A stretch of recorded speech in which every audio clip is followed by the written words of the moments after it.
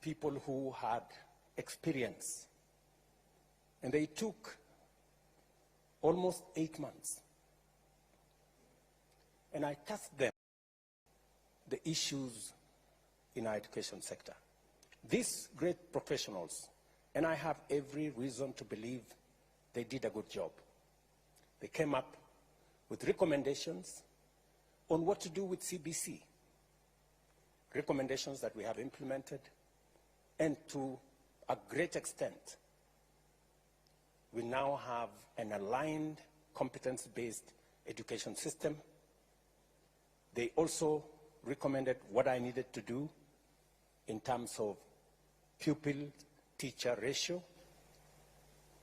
And it's the reason why I have hired 56,000 new teachers in the last 2 years, the largest in the history of Kenya. And it is also the reason why we are implementing the student-centered funding model that is aimed at sorting out the challenges that are in our universities. We are 1 year in. Last year, we admitted students using this model. And what this model has done is that we have taken the amount that we are funding our universities from an average of 45 billion shillings every year to 82 billion shillings every year. That is the quantum of additional resources we are making available, both for help, for scholarships that go to our universities.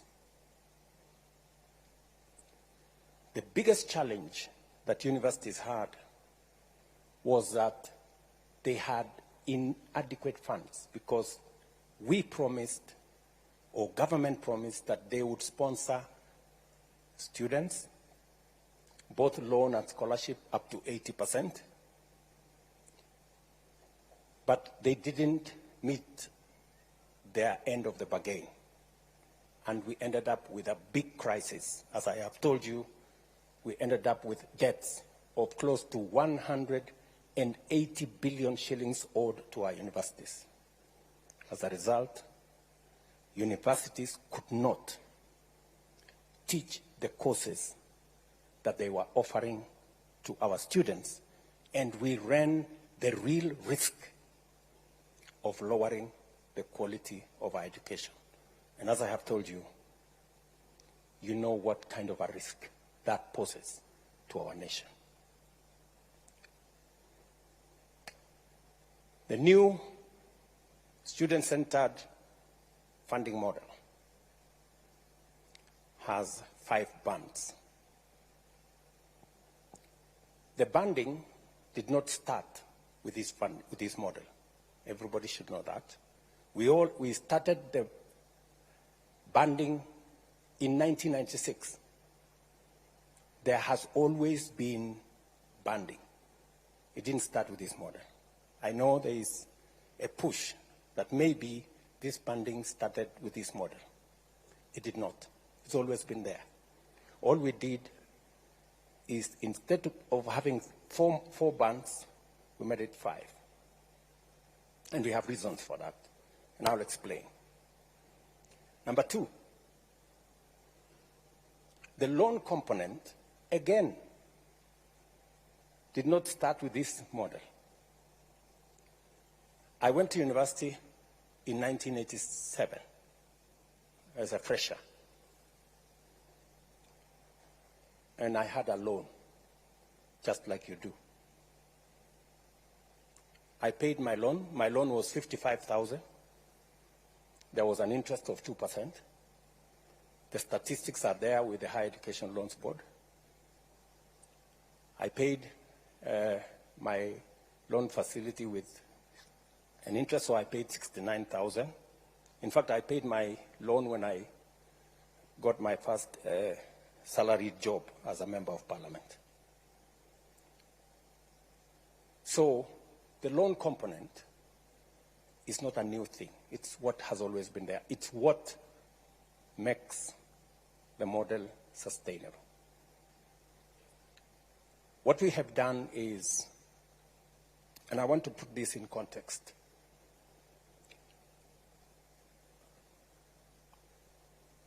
we have about 10,000 secondary schools. 3,500 secondary schools in mostly rural areas, informal settlements, marginalized areas. 3,500, they don't send a single child to university. Whole communities, whole villages don't have a single child they send to university. It is the reason that I decided to hire 55,000 teachers to send to these schools. It is the reason why this year we're going to build 1,800 laboratories in those schools, because those schools, many of them don't have a single laboratory. Many of the students who do exam in Form 4, they meet first time a laboratory setting during the examination. That disturbs me a lot, that we have close to 1,200,000 children who go to school and they have no chance of going to university because of the school they attend. Let's put that aside.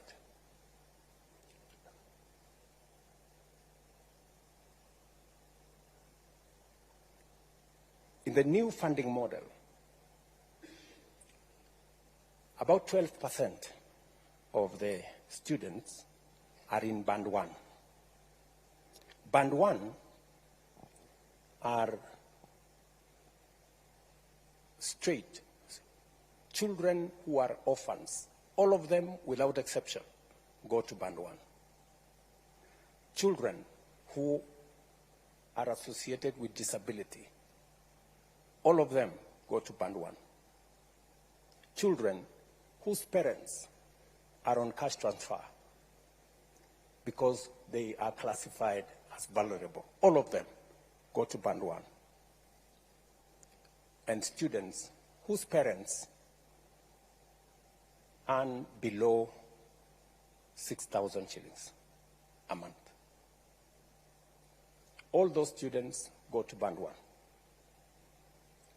And this Band 1, we changed it slightly. Everybody used to get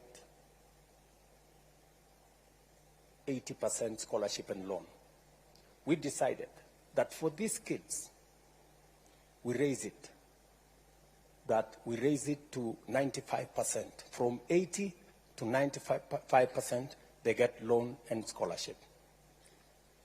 70% scholarship, 25% loan, and only 5% their parents pay. And that is roughly maybe something below 5,000 shillings a semester. And it is because they truly need our help. Band 2 are the next, whose parents earn below 25,000 shillings. They get 90% loan and scholarship, 80%, 80% loan, 80% scholarship, 70%, 80% scholarship, sorry, and 10% loan, and the household pays 10%. Number 3, they get 80% scholarship, 10% they pay loan, and 10% household they pay.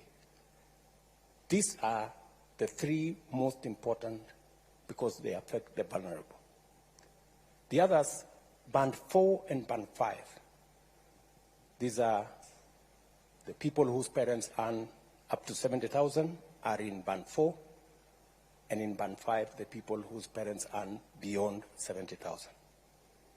So, the assessments are being done by a means testing instrument. They are not an arbitrary figure. A means testing instrument that has been in operation since 1996. I don't know whether the people from Higher Education Loans Board are here. When did the means testing instrument come into? Is it 91 or 96? 90? 1996. That means testing instrument has been there since 1986. And it has parameters from a multi-agency approach. We have parameters from Kenya Revenue Authority. We have parameters from Kenya National Bureau of Statistics. We have parameters from NIMS, which is the education portal for registration of persons. We have statistics from our ecosystem that serves the registration of the vulnerable in the Ministry of Labor, and many other variables that are put together. It is as objective as it can, and we keep improving on it to make sure that it assesses our children correctly. There's been cases, legitimate cases, of some students who have been placed in the wrong band. And sometimes it's because of the information that has been supplied. And there is an opportunity for a parent or a student, if they are banded in a band that they don't think they belong, there is an appeals process. Last year, I think we got 9,000 or 10,000 appeals. This year, we've gotten how many appeals so far? How many appeals so far? 26,000 appeals have come in, and they are being processed. And they have undertaken that any appeal of the 100 and how many students applied? 134,000 students applied, 26,000 have appealed, and they are being processed. They've given me the word that the processing will take 3 weeks, and every parent or student will get their responses. Yes, sir. Especially if they have supplied information and corrected the information that's sometimes in the portal. Yes, sir. Some of the time, when students go to a cyber, and sometimes the cyber keys in information that's not correct, we end up with the wrong information, and sometimes we end up with students in the wrong band. But overall, it's a process that has been tested, it's a process that has worked, and we want to use it to take our education to the next level. Let me conclude so that I can take questions from you. Let me conclude by saying I have engaged stakeholders. I have had already 3 meetings with vice chancellors because I wanted to get feedback from them as to whether the model is working and whether the model is sustainable. In all the 3 meetings, the vice chancellors and the managers of our universities have confirmed to me that the model is working, and that together, in fact, one vice chancellor told me when he told the people in his ecosystem the model is working, he was told, yeah, it's working for the university because you can now afford to pay your suppliers and salaries, but it's not working for the student and the parent. But then I asked him, if it is working for the university belongs to the students and the parents. Or at least so I think. The other feedback that I have got from the vice chancellors is that we need to do more explaining. The students need to understand it, the parents need to understand it. And that's part of the reason why I decided to have this town hall so that we can have a conversation. I've also engaged students in different fora. They've told me their concerns. They've told me about this loan. They don't want this loan. They want it to be a scholarship. And I have told them the loan is part of what sustains this. If I didn't pay my loan, possibly you couldn't get a chance to learn. So everybody, it's a continuous process.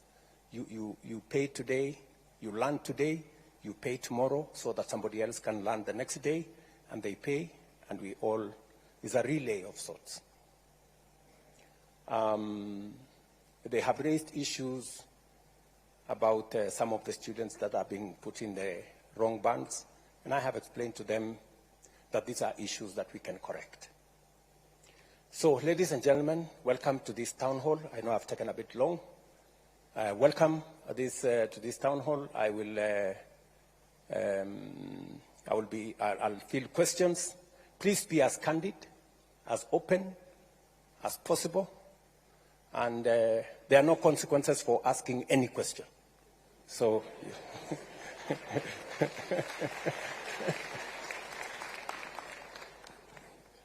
Karibu. Yes.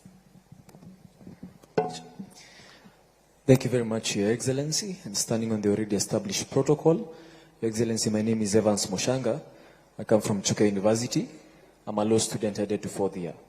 And Your Excellency, thank you for laying the background. And Your Excellency, we have seen the principles that you're coming from. But Your Excellency, in the 5,300 students that Chuka University has called so far, there is a concern of loans and interest.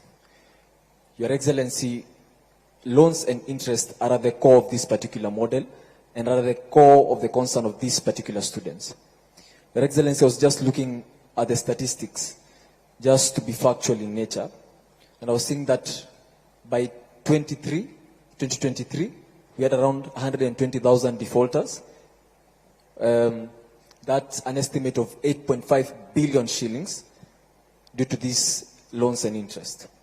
When I was looking at the statistics, in the United States of America, we had a debt crisis of around 1.6 trillion US dollars and 48 million defaulters. So, Your Excellency, the point of concern is, can these loans be made as grants? That's number one, Your Excellency. And why isn't that the case? Because you've already said that you can't make them grants and you can't make them scholarships. So number two, Your Excellency, can we increase the grace period for the repayment of these particular loans? Or number three, Your Excellency, can we reduce the interest at which we pay these particular loans? Your Excellency, that's part of what we discussed in our small baraza, and we hope your indulgence in that particular matter. Thank you so much. Thank you, Mushanga. Maybe I can take another two so that I can answer them.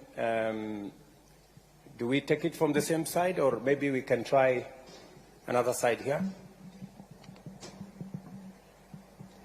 Your Excellency, I'm Newton Kipleting Lagat, the President Cooperative University of Kenya. I've got one serious problem that it's really affecting the public universities diploma students. They've been denied scholarship. They've been denied HEF, that is higher education funds. And to add on that, they do not qualify for help. That means they are going to educate themselves when taking their diplomas. It does not end there. When they graduate from diploma, they transit to degree. For you to qualify for scholarship or HEF, you must have transited from high school or secondary school to a campus through COOPs. Diploma students are not in COOPs. They've already gone. So that means you've educated yourself in your diploma. You're again going to educate yourself when taking your degree. The new funding model has not addressed that. Thank you.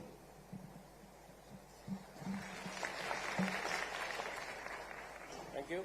Maybe we can take one from this side.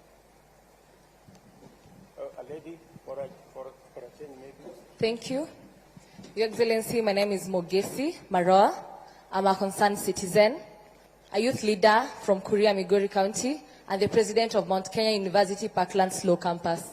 Your Excellency, you've said time and again that this new funding model is student-based. Well, my question is, why is it that students from private universities are only given loans as opposed to scholarships, just like it is in public universities, yet these students are all from taxpayers of this country? Thank you. Final one from here. Thank you so much, His Excellency. My name is Bonaya Rova from Kenyatta University, a sixth-year architect student, anticipating graduation in December. At the preamble of your speech, you began by denoting that education is an equalizer. Therefore, I have two questions. One, if indeed education is an equalizer, how will this new funding model assist those persons with living with disability? Because you do believe disability is not inability. My second question goes to, I'm from Tana River County, so we are believed to be those that come from marginalized areas of this country. So, you've spoken about cybers. In my local area, the next cyber you normally travel close to about 46 kilometers. I believe you've been there. Ama namna gani? So, mine is to ask on these persons that live in marginalized areas, if they will be able to access internet and all this connectivity for them to be able to be put along this new funding model. Thank you. Thank you very much. Maybe I should answer those questions first. Maybe starting with Bonaya. Bonaya, first, congratulations. 6th year is quite something, you know, and I wish you well. Students who live with disability, as I have said, in this model, we have actually said that those students living with disability, they automatically qualify for Band 1. They get 95% funding, both scholarship and loan. 80% loan, 15% scholarship. Help me, where is the PS? It is Band 1, again, so that I don't... Your Excellency, 95% government support, Yes. 70% scholarships and 25% loan. Okay, 70% scholarship and 25% loan, yes. Correct. So those are the students, and the parents only pay 5%. In the old model, they were paying 20%. Was what was outlined. Secondly, You are aware that people living with severe disability, we have expanded the numbers of citizens who now qualify for cash transfer. We had 1.2 million citizens. We've now expanded that to 1.7 million citizens. We just recruited another 500,000 aged orphans and people living with disability for us to be able to look after the vulnerable. Because as a society, we have to look out for the people who are vulnerable, especially those who live with disability. Number two, you asked me about cyber. It is true. I was in Tana River actually about a month and a half ago. And I can confirm that the distances are far. But the good news is this.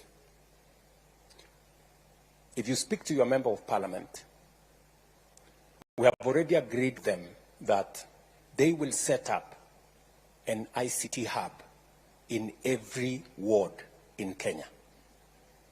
We have changed the law. The CDF law that was used for just building schools, we changed the law.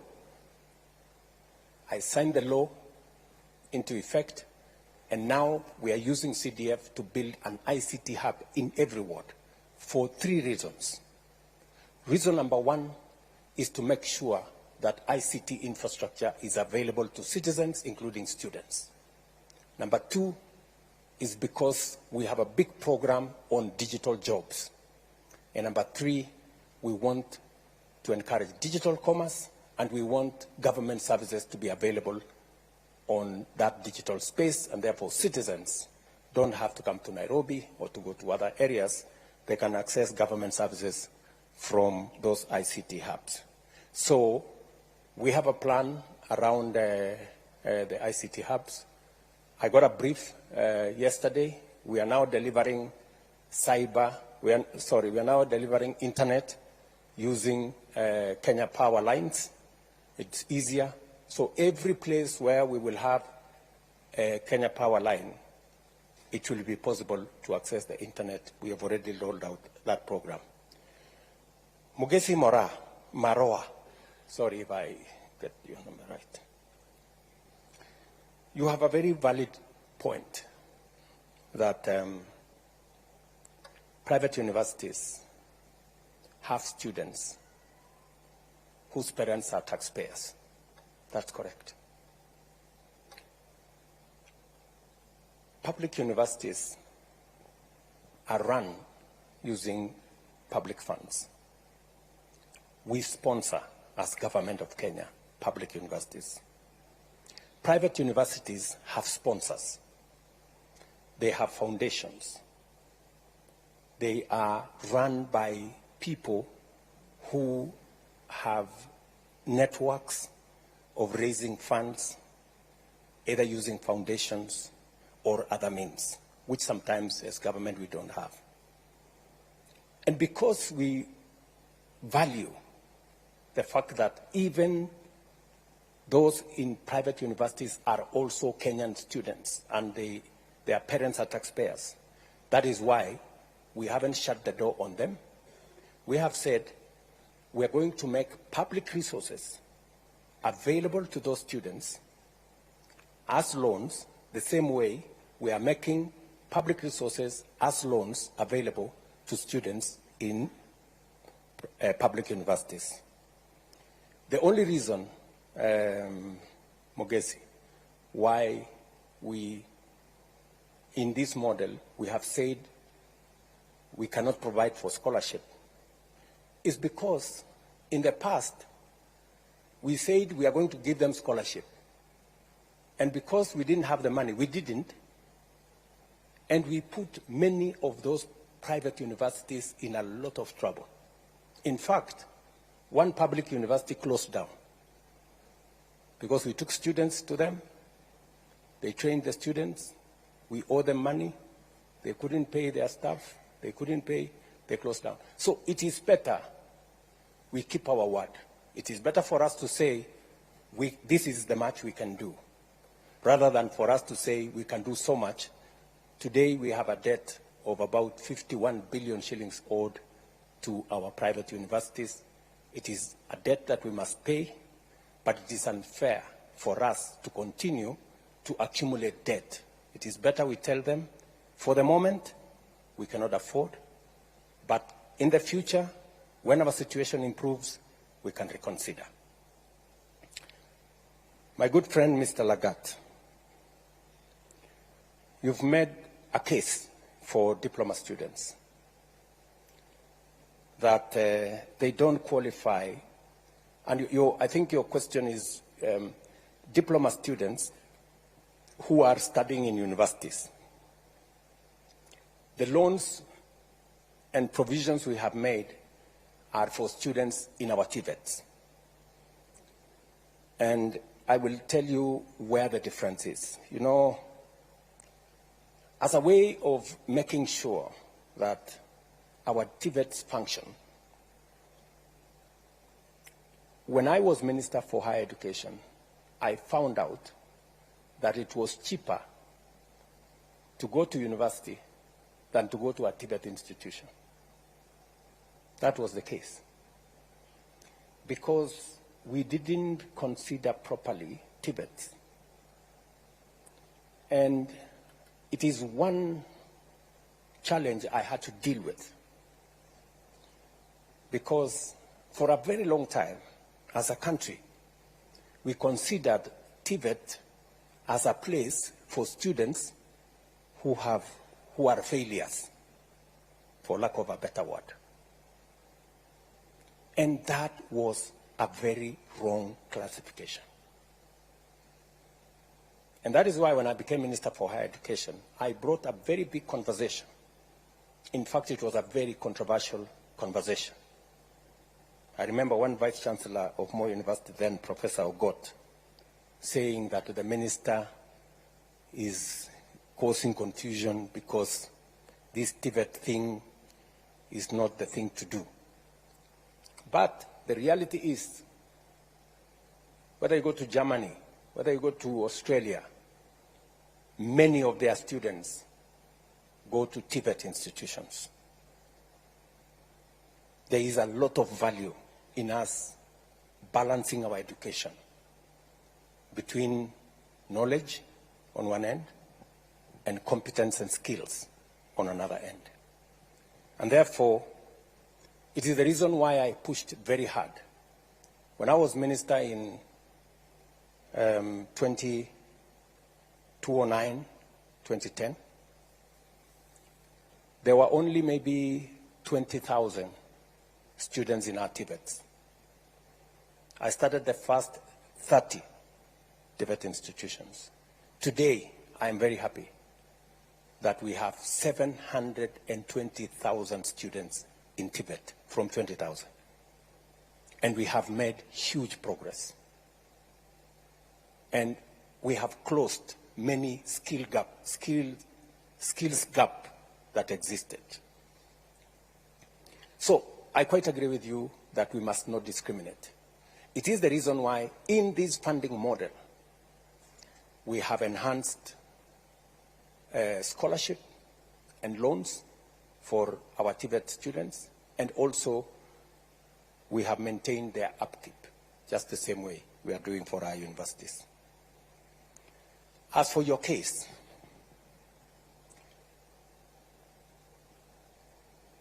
when universities are being considered, they are being considered to provide university degrees. We were trying to discourage universities from also doubling up and doing diploma courses, because there are many institutions now. We have close to 250 TVET institutions that can offer diploma courses. But the saving grace is that if you are a diploma student and you join a university after your diploma, you join as a second year, I think, you qualify for Higher Education Loans Board from there. And those are the instructions that we have given to the Higher Education Loans Board. Can we have a confirmation from you, gentlemen, that that is the case?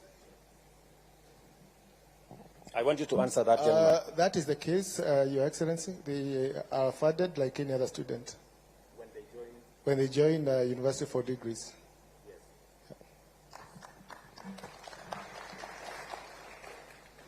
Finally, Evans, my good friend Evans Mushanga. Your issue is that the loans and the default. You know,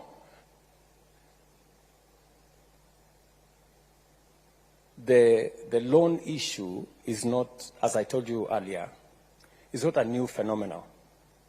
All of us, I can tell you, any student who has gone through university, unless their parents paid the full fee, they have a loan. And I don't think there is any crime in having a loan.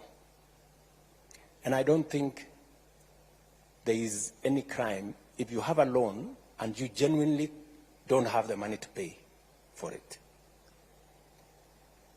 I am agreeable that we must look into the subject of a grace period, especially to consider that no student should be asked to pay until they have a job. I am agreeable to that. Because you can't ask a person who is tamarking to pay. Because, I mean, you'd just be asking the impossible. I didn't pay myself until I got a job. Nobody followed me. Maybe these people are a lot more aggressive nowadays. So I think the position should be, until we are sure of an income, and we have many ways of finding out an income, whether they are doing a good business, we can collect a lot of information from KRA and all the other agencies, Kenya National Bureau of Statistics. And I will encourage those of us who took a loan from the university, if you can afford to pay, please, let us pay. It's the honorable thing to do so that the next bunch of kids can also access university education. On the interest is calculated by actuarial scientists. It is not meant for government to make money. It is just meant for it to be sustainable. That by the time you're paying, if you had been given 5 shillings, it is still 5 shillings that you pay. I don't know whether that is the correct position. Again, Higher Education Loans Board, you are the people who calculate the interest. Can we lower the interest, or do you want us to take it up? Your Excellency, we did a study in 2015 called the NFAC study. And that study showed that for any 100 bob we are lending out, we are recovering 48 shillings only. Now, if that continues, in about 30 years, that fund will not be there. So, although we are charging 4%, and you know the inflation is about 8%, so we are losing the money on a daily basis. So, the consideration to increase may be considered maybe after this cohort of new funding model complete their course in the next 5 years, maybe. I don't think that's very good news. So I think we keep the interest the way it is. He wanted a lower interest. He didn't want a higher interest. You are talking about. So I think the interest at the moment is not sustainable, but let's keep it there as we figure out what to do next. I will take another bunch of questions. Where do we start this way?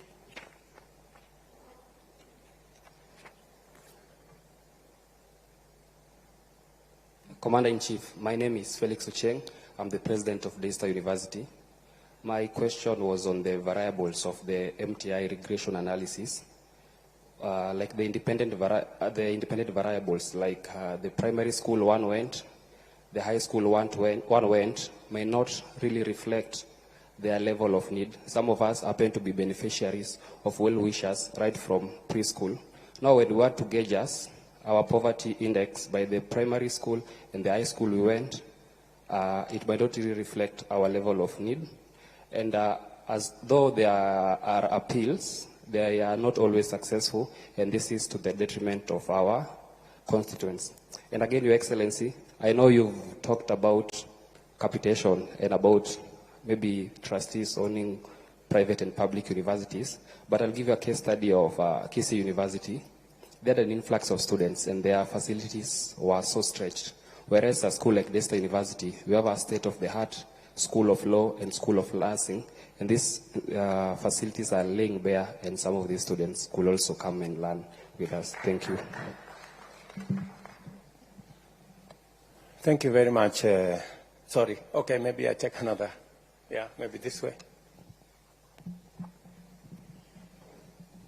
Thank you very much, His Excellency. I'm Ongaro Richard from Jaramogi Oginga Odinga University.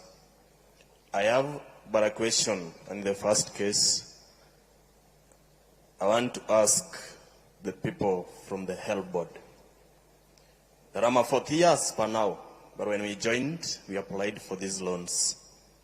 And so I'm expected to settle my loan, that is summing to almost 240 plus the interest. I know it can't exceed over 300,000. But today, with the new funding model, how much are these students expected to pay at the end of their 4th year? Another question. You say that the banding began in 1986, but it never sounded like it sounds today. We never knew that these bands existed. Okay, maybe the ideas and the ideologies are good, but the mode of implementation has gone astray.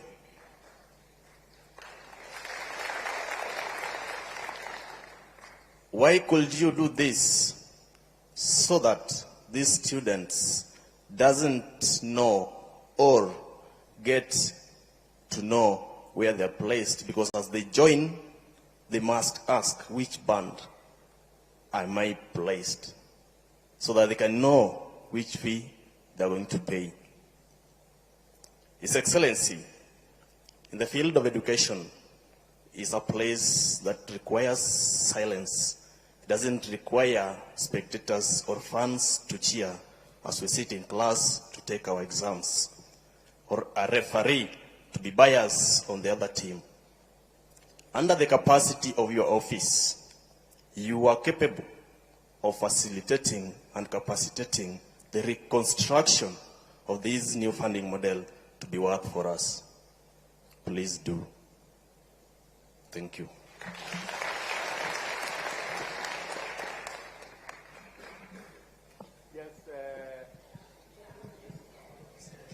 Thank you for this chance. Okay, they are saying too much behind. Maybe after you will come forward, yeah. But with respect to hierarchy, my name is Melody Weremonjeri from JQuat. I'm also a law student. My question is on late disbursement of funds to students. As it stands in the previous, there are previous instances where late disbursement of loans to students was a common occurrence.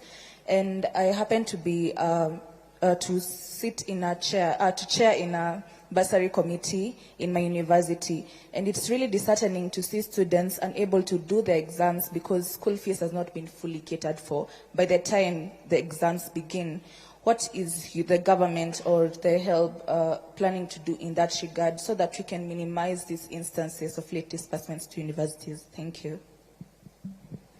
Thank you, Melody. Finally, we'll do another round. Then we'll come back to you and we'll come to the people here. Yes? Who? Okay, somebody in front. I want first to acknowledge your presence as the 5th President and the Commander-in-Chief of the Armed Forces. My beautiful name that my father gave me is Kisero Junior Kennedy Otieno. I'm the Secretary General of Kenya Methodist University. And I have a few things to put across, Your Excellency. First, when I entered this hall, I like checking where I am. I saw from whatever is written here, hashtag fee has fallen. Your Excellency, the fee has not fallen. That's why we are here. So, and first thing first, Mr. President, I've been privileged to be under your administration in two capacities. One, I enjoyed your administration when you were an MP in Eldoret North. Yeah, we used to learn hapo Kamagut hapo chini karibu na kwenu. Yes. And secondly, I've also experienced your leadership now that you are the president.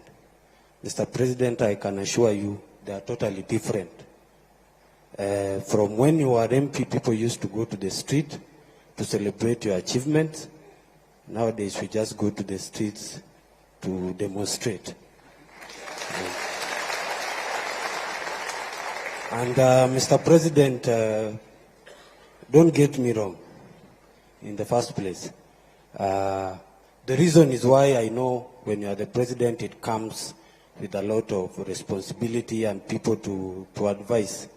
And I will start off by saying those who advised in this new funding model, I will not be wrong to say there is a problem.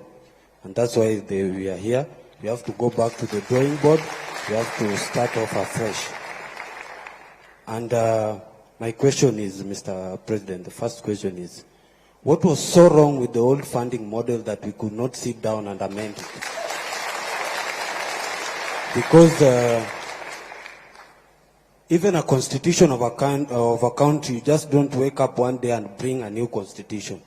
We always go and say, hii clause imetufinya kidogo kama wananchi. We go to the parliament, they amend it, and they take it to the president to ascend and sign it. So I feel we should go back to the old funding model and amend it. Because, Mr. President, we don't lack stakeholders, we don't lack resources. These people sitting here, watu wanafanya law, nursing, medicine, there are brains here which can sit down in those panels and say, where did we go wrong? First, I want to acknowledge that the new funding model has got good ideas, very brilliant ideas, but the implementation is very wrong, and it's not pleasing based on the fact that there are also challenges from the help. You know, when comrades sit in the same room with the help guys, it's a miracle. But we are very happy to sit down with them and discuss in your presence. Mr. President, I want to also talk about, I come from KEMU, which is a private university. And my question there is in, you have spoken, I've understood what you have said in regards to scholarship and the loans. Comrades, you know, kama SG wendio mtu wa mkono. I have my president here, Masai Chebet. You know, comrades come to you and tell you, Kisero, we have been placed in this band. And people are really suffering, Mr. President. And my question is, why then do COOPs have to place them in private university if they can't be sustained the same way as those in public university? And in that regard, Mr. President, I acknowledge that you have said the government, this is my chance with the Mr. President. You have acknowledged that the government said it has debts, and my university is one that is in the same category. Tunadai the government. They have been so lenient enough to allow students to learn with the limited resources they have. Tunaomba tu hata kidogo ndio university iendelee kufanya kazi.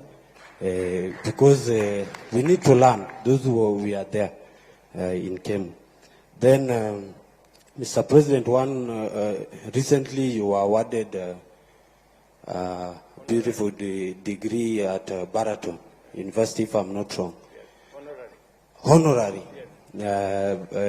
Degree at Baraton University.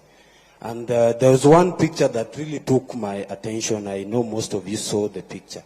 There was a little girl called Naomi who was in the midst of graduate, and he was there admiring all the graduates, the beautiful gown. Then I asked myself, why does this new funding model want to kill the dream of that young girl of one day graduating?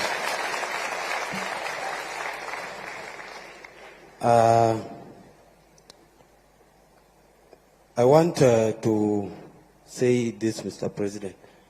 As the commander, I first started by saying I acknowledge your president as your presence as the 5th president and the commander-in-chief of our defense forces. And one of your roles in that regard is to act. Please act, Mr. President. We beg you. Please act. Then lastly, namalizia kabisa. Lastly, Mr. President, we don't have to go to the street when we can resolve this thing here today. Ama namna gani wangwana? Yes. Because we also don't like going to the streets when we can solve things at the table. We are ready to be part of the discussion. We are ready to listen. We are ready to work and ensure that we change this. But the bottom line remains, let's go to the old funding model, amend it to what you wanted to achieve with the new funding model. Thank you so much. God bless you.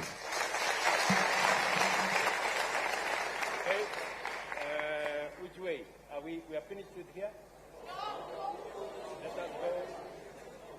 Let's go here now. I think we are making one round. We started there, we came here, we came there. Okay, so where? Maybe in front here, or somewhere, yeah. Okay.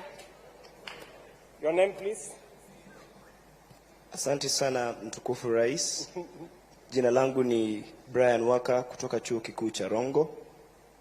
Tunapokusanyika hapa siku ya leo kwa ajili ya kuzungumzia masomo katika vyuo vikuu. Mtukufu rais, hatuwezi soma pasipokuwa na usalama. Tungeomba utupe usalama sisi wanafunzi katika vyuo vikuu. Aghalabu katika kila chuo kikuu tuwe na police bases ambazo zitatusaidia, kwa sababu comrades wanapenda kuona mpira usiku na wangependa wapate usalama. Jambo la pili, bwana rais, jambo la pili nitazungumzia uongozi wa wanafunzi katika vyuo vikuu. We need a student body, an active student body that will fight for our priorities and our grievances in that commission, or rather that committee that you set for academic, or rather to do investigations on how we are going to better our learning programs and institutions. Therefore, Mr. President, tuko hapa viongozi kutoka vyuo vikuu mbalimbali hapa nchini Kenya. Na hivi karibuni tutazindua chama chetu, na tungependa bwana rais katika baraza lako uweze kutupa fursa ya kuweza kuwa na mwakilishi wetu ambaye ataweza kuleta mambo ambayo yanatusumbua kule kwenye ground. Mimi napenda sana naibu wako, huwa anatuambia kwamba yeye anasikiza ground akikuambia. Kwa hivyo we need also someone in that committee that will help us bring our ideas on the table. Thank you so much, Bwana Rais. Asante. Thank you very much. I think those are 4. Let me answer those ones again, and then we will come back to another round of questions. Felix Ochieng, I think right here. You said that correctly that some of the criteria used in this whole assessment of the funding model is what primary school you attended, what secondary school you attended, and that kind of classification. Let me tell you, Felix, that it's important because I will tell you that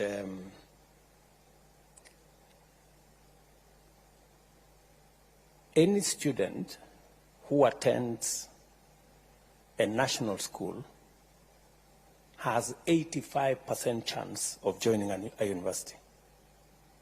In other words, I'm telling you that 85% of all students who go to a national school go to university.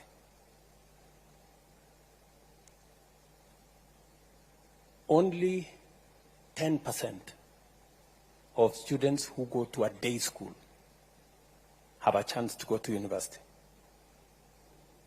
So when we find a child who has gone to a day school in some rural place, we give them a leg up, because it means they have to work extra hard to be able to attain the same grades. Because in many of those institutions, as I told you, Felix, they don't have laboratories. Many of them have very inadequate number of teachers. And that is the real problem. So some of these parameters may look small, but they mean a lot in terms of the students. Let me also tell you that, and this is something that really, you know, I know, I don't know how to put it, but only 10% of the children of the poor make it to university. It is very serious. It is something that depresses me. Yeah? Because number one, they cannot afford to go to a national school. They cannot afford to go to a private school. Many of them hardly, you know, they end up in a day school somewhere at home. So this is one hell of a conversation we must have. We cannot continue as a nation to have an education system that shuts out millions of the children of the poor. I don't know how to put it. It's as blunt as that. If you look at the curve of students in our universities, the children of the poor are absent. They are the ones in those 3,500 secondary schools that don't have teachers, they don't have laboratories, they are day schools, they are in those areas. It is the reason why I have asked the Ministry of Education. I am putting 3 billion shillings in Nairobi to build 5,000 classrooms, because Nairobi slums are the worst. Those are the children of the poor. They never go to school, and they are in the city here. P.S., you know that. I have discussed this with the governor of Nairobi. I have discussed this with the MPs of Nairobi. And so many other areas. We need a lot of affirmative action. So, Ochieng, to your point, it is because of that realization that some of the parameters we are using, you know, a child that has gone to a bridge school in Kibra or some school in Lokichogio, you know, it is something for us to consider when we are looking at how to place them. So we will continue to improve on the model. We are not saying the model is perfect, but I think to a great extent it is towards 95% in the right direction, and we will keep improving on it. Mongaro Richard, you have told me that by the end of your 4th year, your loan will be something like 240,000, right? And you're asking me, what will the new guys, what will be their loan after 4 years? It's going to depend on the course that they are pursuing. Let me tell you, Richard, you know, we have to be brutally honest with ourselves. The old model, the differentiated unit model, assumed that all courses were the same. And a course in medicine costs the same as another course in a different subject. The reality that is that it is not. University chancellors are here. Vice chancellors are here. I don't know whether university vice chancellors are here. Who is willing to tell us that there is a difference? Yeah? Yeah, they are here. There is a difference. And this model recognizes, this new model recognizes that a course in medicine costs 600,000 to train. A course in education costs 180,000 to train. And therefore, for a student doing medicine, government of Kenya gives more for the student doing medicine as a percentage because it costs more to train that student. And if we don't give more to train that student, we will end up with a student who is, with a graduate who is half-baked because we didn't give them the resources to train the student correctly. That is the difference between this model and the other one. So there is every reason why we have to interrogate this model. Let me ask, any vice chancellor who is willing to tell us, you know, don't worry about kusalimiwa. Sisi wengine tumezoea kusalimiwa kila siku. But you know, the truth is the truth. It cannot be changed.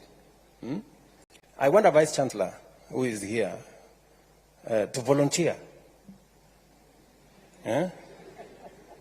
On, yes, Mwalimu, and you say which college you? Your Excellency, I happen to be the Vice Chancellor of Alupe University. Also previously a member of the Presidential Working Party on Education Reform, and a member of the party that recommended this model. And we agreed, which you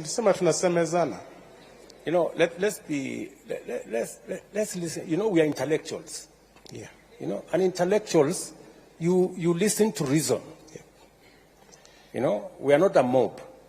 We are people who want to reason. And I like what Junior here, Kisero, he said. He said, we want to listen, we want to challenge, you know, and we want to be part of the solution. So let us listen. And you can challenge what the professor is saying the same way you are challenging what I'm saying. I mean, it's the right thing for intellectuals. Professor. Your Excellency, I'm going to pick on a course in my university, which we are beginning in September, and that is a Bachelor of Science in Nursing. A Bachelor of Science in Nursing, in preparation for that program, we've had to spend almost 3.8 million to prepare equipment for nursing, even before we start. It's not the same as preparing students for teacher education, where I need the 4 walls, I need a micro-teaching lab, which does not cost even a quarter of what it will cost me to prepare a nurse. And indeed, the skills lab for nursing alone, even when Q was telling me I'm ready, they have still been given other things to buy, are going to cost me 1.67 million. So preparing a nurse is very expensive. And so we cannot have the same cost for preparing a teacher, preparing a doctor, preparing a lawyer, like the differentiated unit cost was doing. Indeed, colleagues and our students who are here, some of our universities were paying us 60% of our salaries using the old model. But right now, if I am able to get the correct banding for my students, Your Excellency, I'll be able to support even capital development within my institution within the next 2 years. And that is the truth of the matter. I will not have to beg for money and ask for money and wait for capitation. But I do take on board your concerns about the correct banding, so that there is a normal curve depending on how we deal with our students. So, Your Excellency, I will say all courses don't cost the same. And our students should appreciate that if we get this money and we don't do our best with that money, then we are responsible for what is going to happen. Thank you, sir.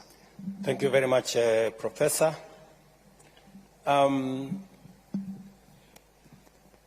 Richard also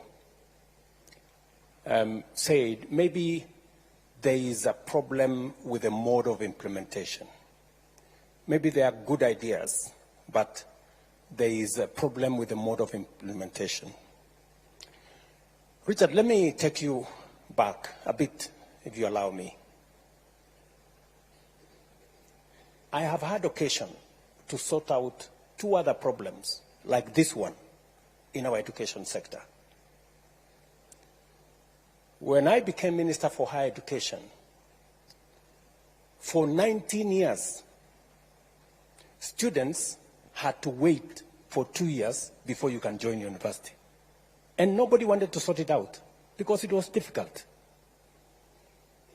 Every minister dodged, danced around it, because people don't want to solve problems. It is easy to color problems, or we have a big problem. Talk about the problem. Explain the problem. So, but it's difficult. It's okay for people to talk about the problems. I see many people. There's this problem. The students are being placed in the wrong band. This model is not good. But I have tremendous respect for the people who have ideas on how to solve the problem, on how to come up with solutions. Yeah? So, I sorted out the problem of university students having to wait for 2 years. It was difficult. I was called names. People said I was going to destroy the education system. But we were incurring huge losses. A student finishing Form 4 and waiting for 2 years, many of them, by the time they were going to university, many of them had dropped out. Others had gone to pursue other things. Some of the girls had gotten pregnant, and it was just chaos. So I took it upon myself and drove a program that eventually, in 1.5 years, we sorted out the problem. Number two, we had a big issue, a big conversation, as I told you earlier, about education and the absence of technical education in our system. I took it upon myself, and I am very proud today that from 30,000 students in our TVET, we today have 700,000 students, and we don't have a skills gap that existed before. Again, it took a lot of courage. This too is one such challenge. I'm asking you guys, let us solve it together, the way Junior here said. And we can do it together. We can do it. So,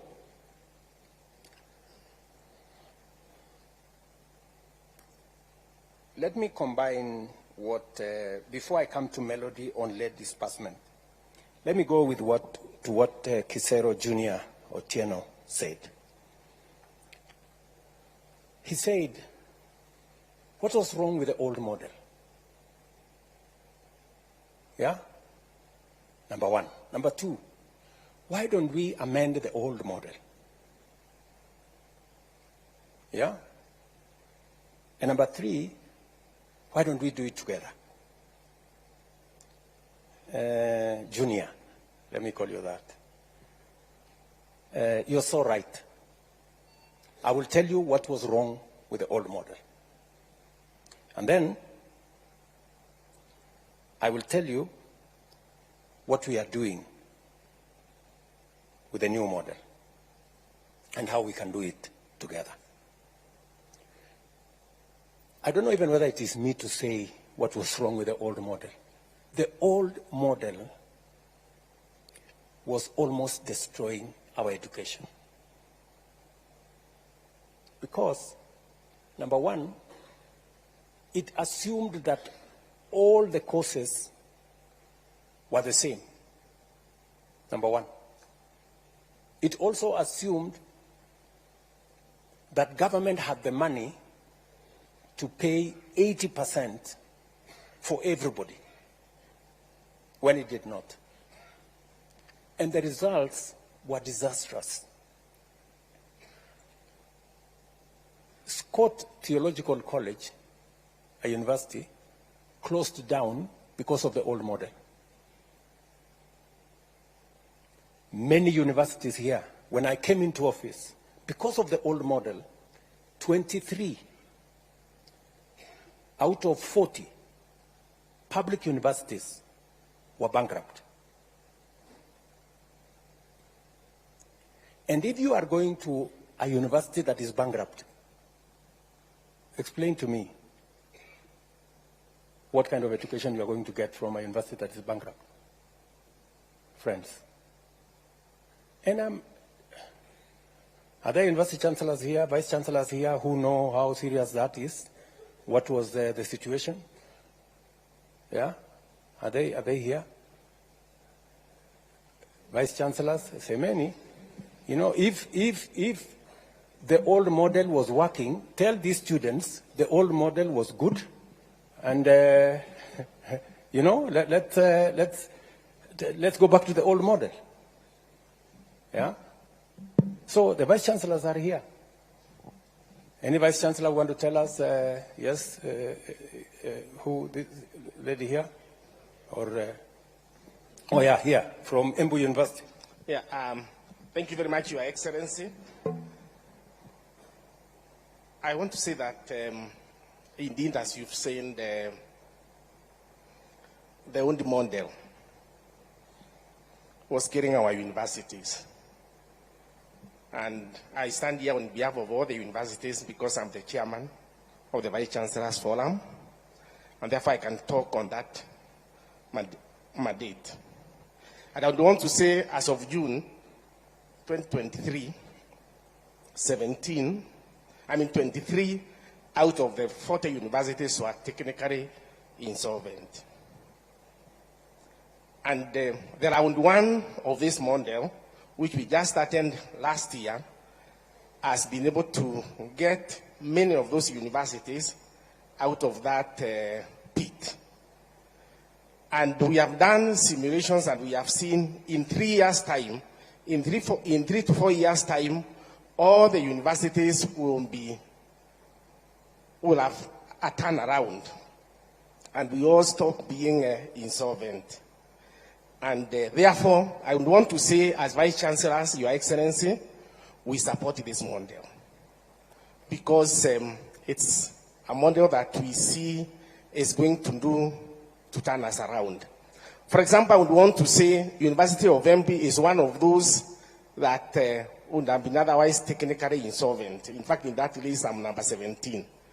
But I can say, as of now, we are in the positive. And it's only one round. We owned our lecturers. Because of the old model, when we raised the CMBAs, we could not be able to pay the new salaries. And we owned our lecturers and our staff members arrears for 2 years. And because of this new model, last June, May and June, we were able to pay those arrears for 2 years. So right now, University of Embu is clean. We owe nobody nothing. So it's a model, Your Excellency, we want to support, because you can draw a line, and we would have told you when all the universities will be technically insolvent in this country. But we know now that there is a turnaround, and we are going to get out of there. Thank you, Your Excellency. Let me say this, my friend Junior. The model, the student-centered model, is actually an improvement. In your own words, you said, why don't we improve? Why don't we take the old model and make it better? This is exactly what we are doing. The household contribution was there. It is there in this model. The scholarship was there. It is there in this model. The loan was there. It is there in this model. The only difference we are making is that we are looking at how do we make children from vulnerable families, how do we assist them? How do we make sure that when we send students to a university, we also give the university resources to make sure they teach the course for which they have admitted the student? It is true. I mean, it is a fact that it doesn't cost the same to teach one course as against the other. And this funding model is sensitive to that. It is also sensitive to students who come from vulnerable families. I know I have been accused, correctly, that I sometimes think too much about poor people and I push, you know, the rich people to do things for the poor ones. But I mean, that is society. You know, you I don't know how to put it. But anyway, that's that. So, you have just told me, Junior, that among the universities that we owe a lot of money is KEMU, your university, right? Do you know why we owe KEMU a lot of money? It's because of the old model, which you are telling me, let us go back to the old model. How will KEMU get out of the hole? If we continue with the old model, it means KEMU continues to accumulate debt. You know, friend, let us deal with this as openly, as transparently as possible. You know, the vice chancellors who are sitting here are not madmen and women.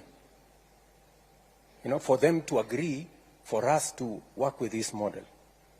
They've seen what happens with the old model. They participated. We worked with them. We worked on simulations. We brought in experts to look at, because the one thing we cannot do is to compromise on the quality of our education. The old model is compromising on the quality of our education, because if lecturers are not paid, if material is not available to train our doctors, if workshops are not working to train our engineers, we will end up with the wrong engineers, we will end up with the wrong doctors, we will end up with the wrong teachers, and we will destroy our country. It will be very reckless of us. It will be very irresponsible of us. Me as president, these vice chancellors as managers of our universities, you as students, for us to accept, to walk a path that leads to the destruction of our country and our education, for that matter. Melody has said, Njeri has said, late disbursement. I agree with you. That is part of what brought us to this very unfortunate situation. The reason why we put together this new funding model is so that we are clear on what our requirements are. And I have made a deliberate decision that I'm going to invest more money in education. Because if we don't get education right, we will get nothing right. because everything will go wrong. And I don't want to throw money at a problem. I want us to invest money in a plan that is well thought out, because I would have just decided to put money. But you put money in a model that's not working, you don't solve nothing. It is the reason why I invested a lot of time, I brought in a lot of professionals, and I'm willing, just the same way, Junior, you said, bring forward ideas. Let us look at this model again. If there is any improvements we can make, if the student body can come up with improvements, let us subject it to scientific evidence, and let us see how we can improve it. The improvement is what we are doing. We are improving on the model that was to make it better.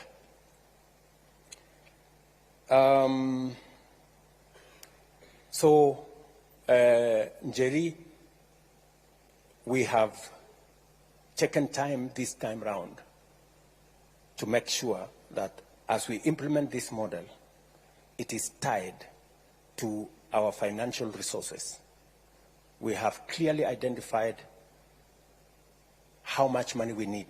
You know, we based the old model on assumptions, which assumptions were wrong and almost collapsed our education system. This time round, we are using empirical figures. That's why we are feeding them into our budget, so that we give the universities the money that is enough to teach every student for the course that they have been admitted. It is not necessary for us to tell a university, teach for us this doctor, and we have given them money enough to teach a teacher. It is not right, because they will not do it. And if they do it, we will end up with a half-baked graduate. Brian Waka, usalama. Umesema ya kwamba pale university mnataka usalama. Na nakubaliana na wewe 100%. Sasa sijui makarao nikituma hao pale, si mtawashughulikia kweli? I agree with you that sometimes the security situation in some of our universities is wanting, and it is a conversation I can have with the vice chancellors. If the vice chancellors can give us details of where they need support to make sure that our universities are safe, we are prepared to have that conversation.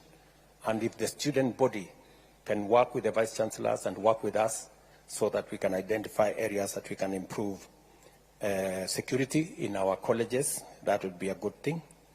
I agree with you that an active student body that is representative of the student views and interest is necessary and is important.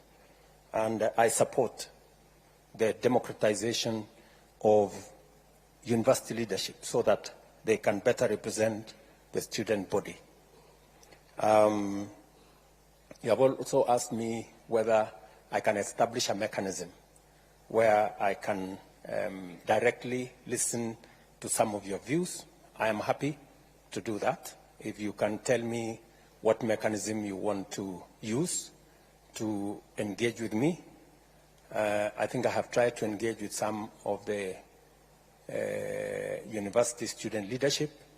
Just make sure that when you come with that leadership that will engage with me, wasiende kusalimiwa, kwa sababu sasa wanaenda kuteswa. So we can have that conversation. I think those are the issues so far. I can take another round of, I think the lady here is, or there is a gentleman there, maybe, or the lady. Okay, the lady here. Thank you, His Excellency. My name is Marceline Mugesi from Muranga University. And we have, mine is a suggestion and not a question. We have funds allocated to the constituencies to provide bursaries in the constituency level. Why can't these funds be given to help to increase the scholarship part and reduce the loans given to the students? Thank you. Thank you very much. There is Yes, a gentleman excuse me, there. sir. Maybe we can. A minute. Okay. Viva comrades, Yes. viva. Viva comrades, viva. I am Gishangi Gitonga, the JCOT Secretary General. And Mr. President, for the entire time I was sitting on this seat, it was becoming hotter and hotter for the simple reason that by every minute I'm receiving phone calls, because before I came here, I engaged my people from JCOT and they told me if I did not tell you the truth, they would impeach me. So allow me to be as candid with you as possible. Mr. President, my first question, and one of the biggest questions my people have been asking me, is why the rush? Why the rush in implementing a model that has a lot of technicalities? Why the rush? Because I am a financial engineer, and as you have said, the issue of the interest rates is determined by actuarial scientists. But the model in itself has a lot of issues up to this moment. So even if we had all these issues coupled together, you've given a lot of sad stories of people not making it to campus, of campuses such as the Scott Bible Institute being closed. But Mr. President, we have a lot of people being affected right now. While we were at Naivasha, Mr. President, once we left, we felt like rubber stamps. Naongea ukweli, comrades. For the simple reason that after that, a report was given in Naivasha. We had a summit in Naivasha around June. And the report that came out is that we had agreed to the model. And our comrades were really angry with us, Mr. President. So we felt at that point like we were being set up. Like what we are telling the people is just for formalities. And we have spoken in a lot of forums, Mr. President, but I believe you have already noticed that people are not clapping much to even the best of points, because there's a general tiresome. There's a general exhaustion among the people, because we are usually given a lot of promises. We will come to forums such as this, but we know that very little of it will be implemented. And Mr. President, we also know that corruption is the biggest public expenditure.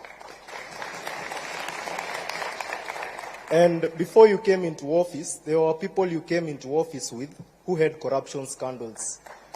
But once they got into office, they became suddenly people of integrity. And Mr. President, in as much as we are discussing education, we know that the HELB decries of you've even told us, and it's also something I take issue with. While we were with you at State House, you told us that the debt was around 70 billion, or there was a time you told us 70 billion. A time came you told us private universities have 51 billion.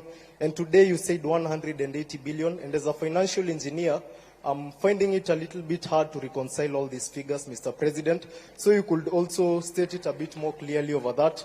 But the HELB and the PS of Education has told us severally that the public institutions had debts and all such kinds of stuff. But we have seen exposés on Twitter, exposés by the Auditor General, telling us that a chair somewhere cost 3.3 million, Mr. President. I will not rush to criticize anything of the sort, but you know that corruption is a big expenditure in this country. What is your administration doing to ensure that corruption ends in public institutions? Mr. President, you are using 9 beaters to classify people. Once again, I'm a financial engineer, and I take keen interest in numbers. You use 9 factors to classify people. Now, explain this to me. We have a parent earning 25,000 shillings, and the firstborn has made it to JCOT to do financial engineering. But this family has 7 people. It has 6 siblings under the person who has made it to financial engineering. So, under what category does this person fall? Let's even say it's 50,000. This person lives in the CBD at a place where the life is very expensive. So under what category does this person fall? Or will we have the same thing repeating itself of that girl who was looking at the people with graduation gowns? Because the firstborn, yes, made it to campus, and they found the new funding model, and they appealed because they were placed in band 5. But unfortunately, as you've heard, we have, let me confirm the numbers, we have 26,000 appeals. And also as a financial engineer, I know that not all appeals usually go through as they ought to because of the system glitches. Mr. President, kindly explain to me where this person should land, because among the 9 beaters, the issue of the siblings and probably the dependents around that family, because some of these families adopt people not because they have too much, but because they have compassion on the people in the society who the government is unable or unwilling to help. Mr. President, we also have the issue of a defunct KUSO. And Mr. President, I love what the gentleman who has spoken in Swahili. I must first commend him because of the perfect grammar. Of the issue of, I do not know if you know anyone who represents other campus students. Because, comrades, do you know anyone who represents you? Do you have anyone? So, Mr. President, I would like to urge you to probably constitute something that will even be recognized by the government, because as students we have been crying, as student leaders we have been crying for a very long time of people who are there to just by themselves cast, Mr. President, people who are there not to represent our will, who are there not to represent our will, but they are own. People who are there for their own stomachs. And these are the people who you are striking against. Mr. President, people in this room are angry because of 2 people. One, it is you. I've told you I'll be impeached if I do not tell you the truth. My constituents told me that they feel, and I will put this as respectfully as possible, that you advise your advisors. Because of the issues, for example, let's say the issue of the new funding model. Mr. President, the only person who has explained the new funding model in the best way is you. So my constituents were asking me, as in, shouldn't the people in charge of that ministry be able to put it better than the president himself? The other person that the comrades are very angry with is in this room, seated somewhere in front, Mr. President, somebody who has been claiming to represent our interests. But, comrades, does that person represent your interests? No. Does that person represent your interests? No. So, Mr. President, if anyone comes to you claiming, Mr. President,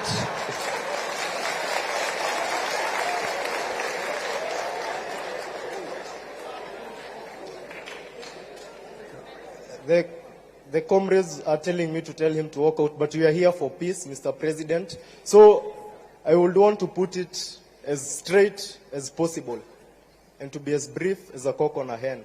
Mr. President, as things stand, we do not have a representative. Ukweli ama uongo? We do not have a representative unless you enable us have some permanent office to ensure that student leaders are represented, and you ensure that, unlike the many government offices we have today, the government will not interfere with the affairs of the students.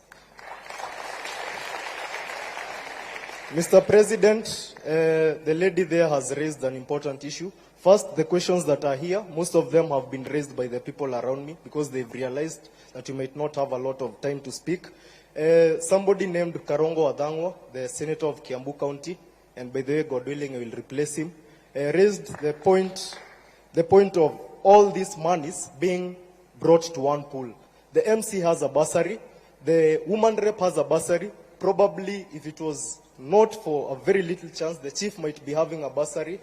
Mr. President, the entire structure that represents us, and by the way, we also feel overrepresented as Kenyans, and that is one of the reasons we are demonstrating, Mr. President. We have 22 CSS, we have CASs, we have permanent secretaries, and all these people have budgets and they have salaries, but I'll put that aside, Mr. President. So these people have bursaries. And then to get a bursary, you must know somebody in the country that we live in. You've said that you feel for the poor. You've said that you are blamed for feeling for the poor, and somebody opined that we are all politicians and we all got elected through public relations. So, Mr. President, if you really feel for the poor, kindly address that issue. We have been with you in several forums, and you've said that you are not afraid to bite the bullet, to take the bull by its horns. Mr. President, the MPs will disturb you. Just a minute. I've been sent by a lot of people. You have cut my time a lot of time. So, Mr. President, these MPs will bring a lot of issues. Somebody said that once you remove the CDF, people will not be vying for these positions because they go there for their stomachs. Ukweli ama uongo? Mr. President, kindly consider that because that will be a legacy. And actually, if you are able to do that, Mr. President, in 2027, I will personally have no issue electing you. So, Mr. President, address that issue. And finally, Mr. President, I feel like there are a lot of discrepancies in what in the numbers that you are being given. For example, you've said that the professor from Alupe, who proposed the new funding model, has spoken about the person doing teaching, the other one doing law, the other one doing medicine, paying the same fee. But we are student leaders here and you are students. Is that the truth? No. Under the differentiated unit costing, does a teacher pay the same amount as a doctor? So, Mr. President, we kindly ask that such small things be reconciled because these are the things that make people strike. Probably Naivasha, the HELB, did a lot of good work. But as I said in the newspaper yesterday, the Daily Nation, you could go through it. I said that you might be doing a lot of good work, but your communication team is very bad. So, Mr. President, for the little good work that you do, ensure that you know. And last but not least, there are students who defer. And also help me on this issue. We have students who deferred in 2022, but they have come back right now. I feel that it will be very unfair for these students to be classified under the new funding model, Mr. President. And they are a lot. And they have sent me with their cries, Mr. President. So I stand here as a representative of my people. Kindly address those concerns. Thank you. Thank you. We have taken already two from this side. Let's take, I think the final two from there, and then from here.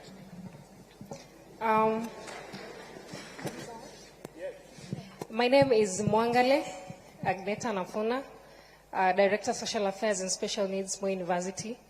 Allow me to recognize the presence of my Vice Chancellor, Professor Sanga Koske.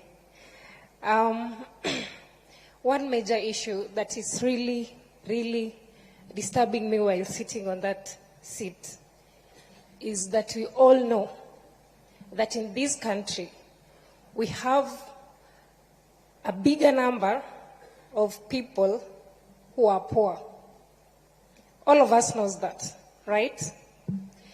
I am very much devastated to hear that only 12% of the whole population of the students in this country are placed in Band 1. If we really, Your Excellency, can do something about this, we can appreciate, because there is no point of giving 12% of the whole population to Band 1 and expect that the other people will just have to appeal. Why would I say this? It's because when giving 12%, you knew very well, or the team knew very well, that you have a lot of poor people in this country. So at least they will have at least given a bigger percentage to these people, and at least consider also those people who are earning maybe middle or who have bigger salaries. I believe that in this meeting where we are seated, we have to be having at least 50% of the whole population placed in either Band 1 or 2. Then the little number of people in this country who at least can acquire what they need in life to be placed in those other bands. At least 50%, so that it can strike a balance. Number 2, Your Excellency, as Mwangale, I believe that you really wish well for our university. And I know very well that you have the interest of those people who are needy in this society of Kenya at heart. And I would ask this for elaboration kindly. The other day, the directive was given that students will just go join to university, then like without even paying anything. Like, let's reason out, how will it be when students are in university? Yes, they have not paid the money, they need services. We have workers, we have lecturers, and all other stakeholders that really need to be paid. Of course, there are basic services that you really need in our university. So, how are the university going to manage this? If I said I only need a clarification. Then, Mr. President, I will also need maybe some explanation on this, the placement. Of course, everybody is saying the funding model is the brilliant thing that has ever happened in this country. But now the problem is its implementation. In a case where, of course, we have parameters to place these students in band 1 to either band 5. But now how is a kid, maybe whose parents have separated informally? Of course, lately we are having a lot of broken marriages and everything. Of course, you can find sometimes even children end up remaining on their own or maybe staying with their grandparents. As a student or as this kid, how are they going to present themselves? How are they going to defend themselves when it comes to their placement? Because they don't have anything to show. Thank you, Magineta. You have asked 3 questions. I think it's only fair that we stop there. Thank you very much. Maybe we can give one more person up Mbele, or yeah, maybe this guy at in front here. Yep. To His Excellency, Mr. President, all protocols observed. I am Nick Okoth from the Aviation College of Mombasa.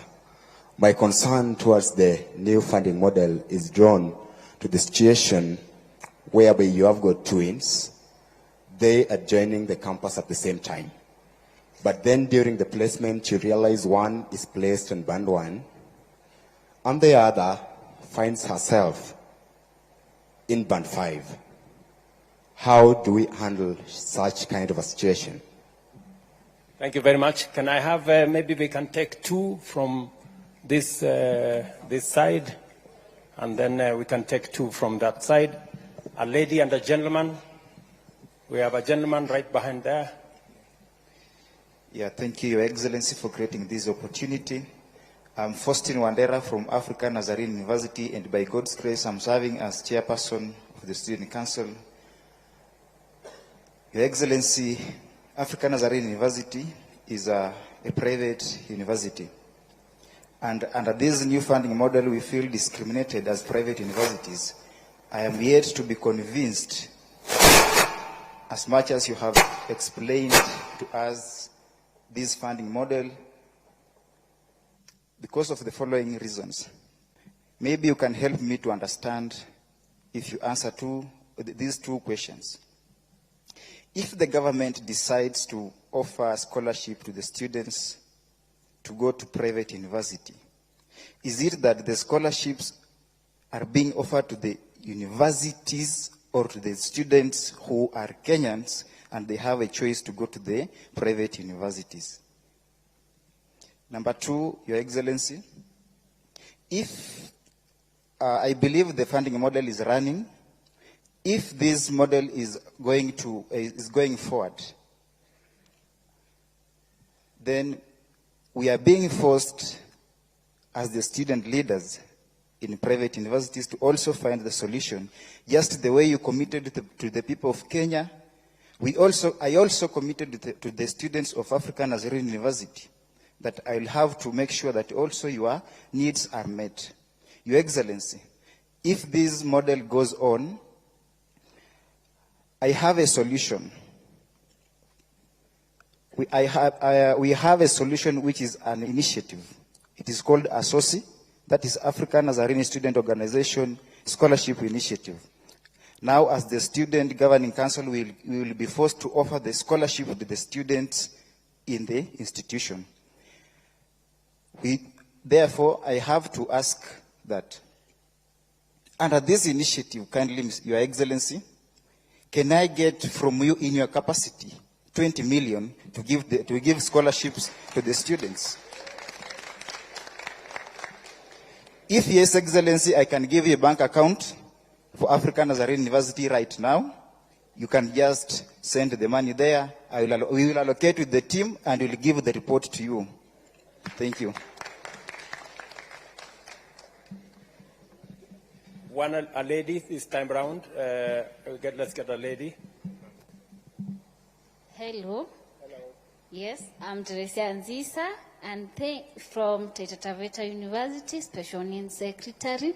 Then iya mahali hapa mahali nimekaa tulikuwa tumekusanisha maswali kwa Omar. Then anaezongea juu nimepata mic.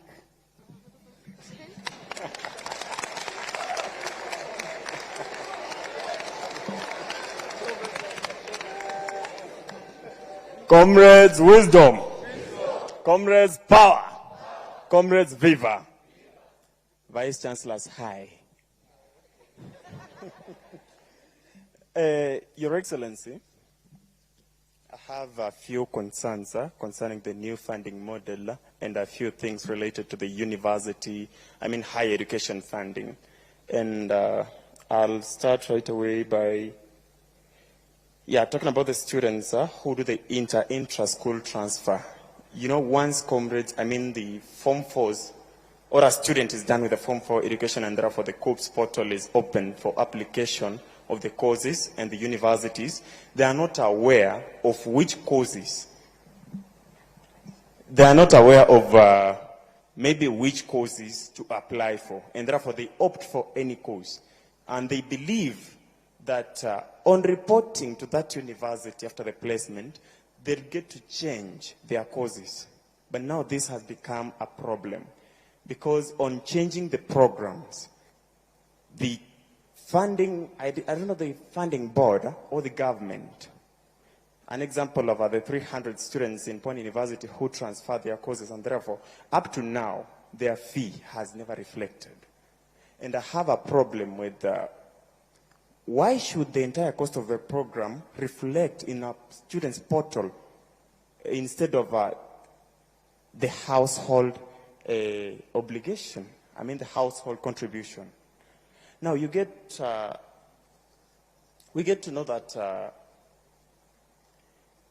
the government, due to failure to release the funds to the universities, these students are not able to do their exams.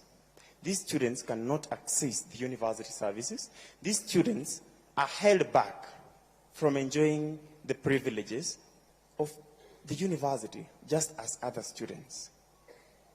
I'd really love to hear you respond to that. Secondly, in Naivasha, with the PS, though she gave you a contrary opinion or conclusion, she told you that we agreed to everything and we said that the model is really working, which was not true. Actually, we told her that for this model, if we have to stick to the new funding model, let us do away with Band 4 and Band 5. Because these are the problematic bands. They are the bands that are creating so many problems to the parents. In Pony University, last week we had students joining, and majority of them came with their parents. So you find that we are helping in the admission process, and a parent is coming thinking that I'm part of the administrators, crying that, oh, my student is placed in Band 4. My net worth is 0. What should I do? Na anatoa machozi. Really, Mr. President, I thought this government is for Mama Mboga and mtu ya boda boda. So what do we do to search, or rather to help such parents and students? Number 3, you said that if students can propose better ideas to make this model work, then I'm a social scientist. I can offer one. Now that my wise colleague there said that we have so many bursary kits in different dockets, starting from the MCA up to the presidential. Your office also has a bursary. I don't know if that is true, but you know it yourself. So if we can constitute it into one kit and make education completely free or reduce the cost of programs, that will be very appropriate, and this model will work. Number two, I asked myself, now who sits back and decides that now this program is going to cost this much? Who? I think the Vice Chancellors and you know better. Do we have a fixed figure that should be the, lazima tu cost of the program, for example, medicine should cost this much? So we can reduce, right? So if we have a reduced cost of programs, and let's say, for example, you have those, maybe the impossibility of band 4 and 5 being done away with, now we have band 1, 2 to 5. We have students in band 1 paying nothing, band 2 paying nothing, band 3 paying something, band 4 paying something a little more than those in band 3, and band 5 paying that way this model will work. Mr. President, I can assure you. Thirdly, we've talked about the corruption in the institutions. We have this seat. Mtu akikwambia this seat costs $1 million. That's crazy. We have this thing called a procurement act or procurement something. Each and everything has to be procured. We have those procurement officers. Those are the sources of corruption. Mr. President, if you have to do something, then start with doing away with those offices. How the hell can we have a seat here costing $1 million when we know the actual price? So can we have the Procurement Act done away with? Thank you, Mr. President. Thank you very much, my friend Omosh. Is that your name? Omosh? Omash? My name is Omar. Omar. Okay, Omar. Thank you. Let's take two. I am informed that we are running behind time, but I will take two more. Yes, my sister? Okay, Kalen Karemi, the Vice Chair of the East African University. Mine is on what you have said about the private universities. For example, let me give you a case of myself. I studied in the village a day school. Let me recognize the school St. James Kiarida. At that time, when I managed to get a C+ to join the university, but when I was going to apply through the COOPS, my C+ could only admit me to a private university. So you find most people, the cluster point is high for the public universities. And yet, they will be, when they are going to apply, they will be placed in the private universities. And you have said you can't offer the scholarship. Right now, for me to pay the 19,000 that I'm paying in the private university I am, my parents are really struggling. That is for a fact.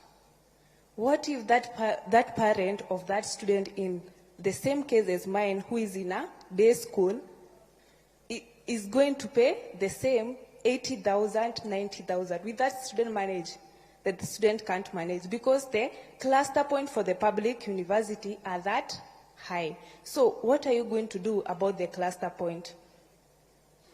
And then I'll go to question on the burden.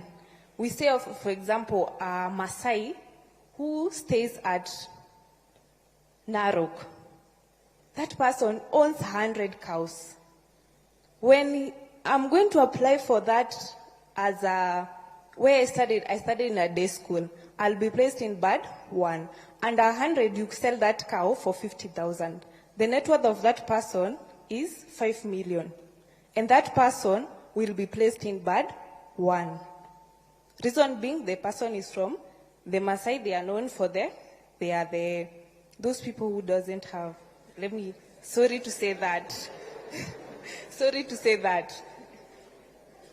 And yet, when that person doesn't have a KRA to feel about the parent when applying for the help or whatever, and yet that person net worth is 5 million. and that person will be placed at band 1. And then there's a case, someone from JQuad said that person is earning 25K. Are we fair on that? Yes, that is my question. On the cluster point and the... Thank you. Thank you, Karemi. I think we give this chance to a gentleman.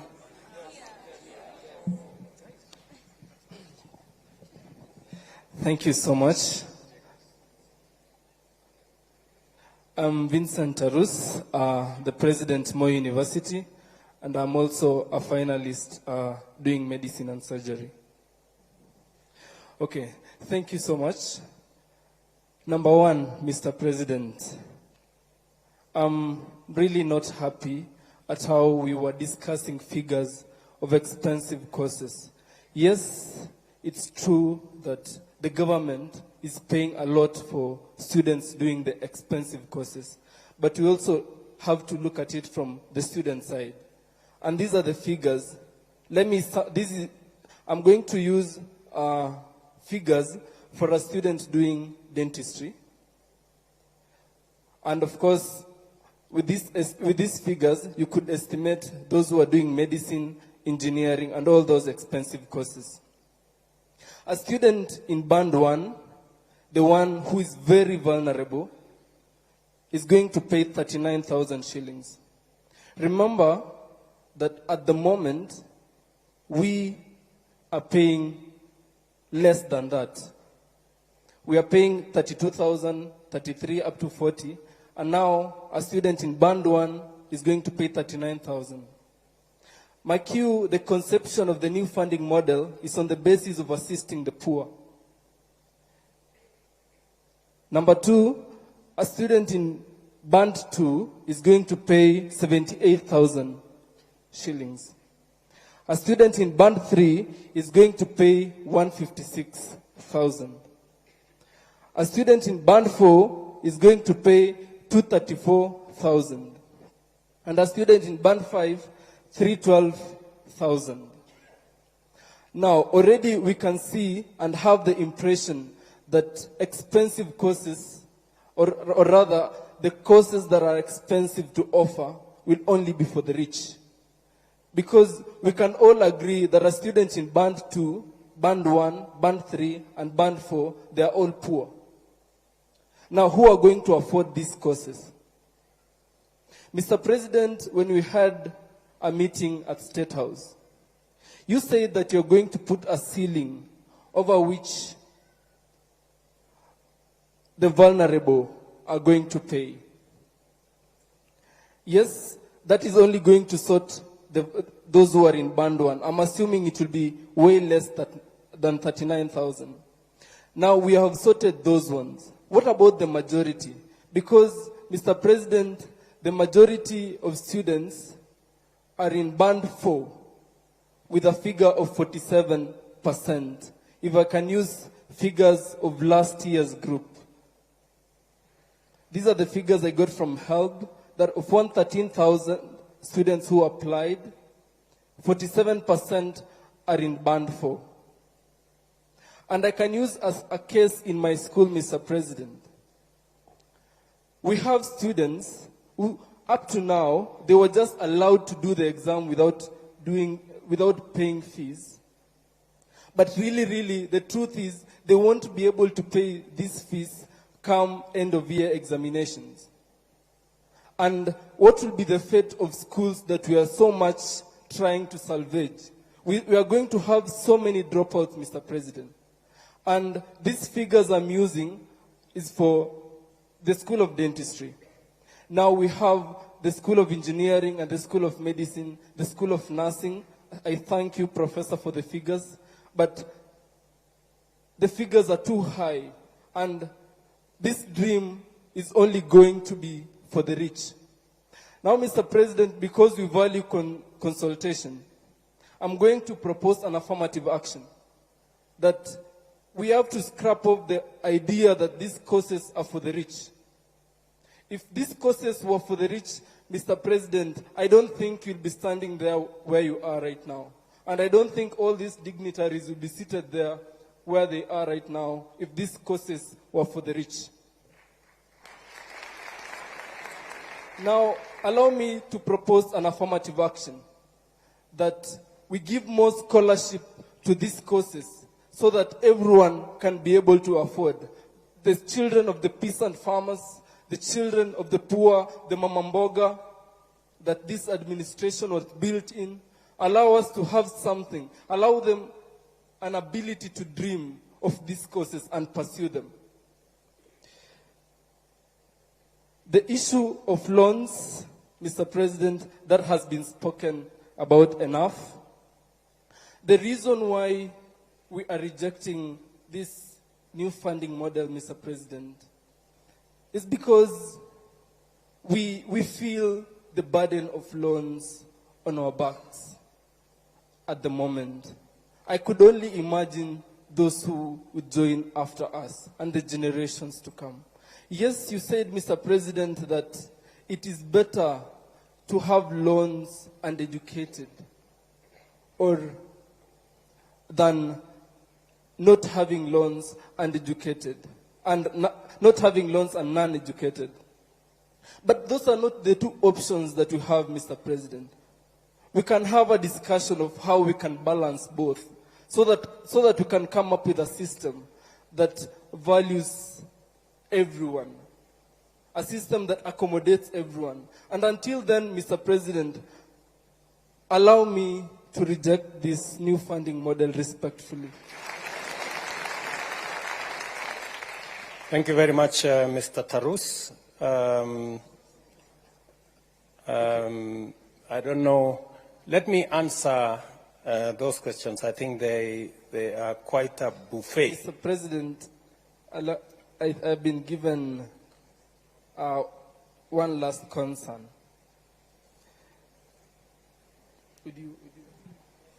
Okay, it reads, yes. Please, okay, the issue of student independence and admin stepping on student leaders. I think this is addressed to all our vice chancellors, the management of our schools. Kindly allow student leaders to run the activities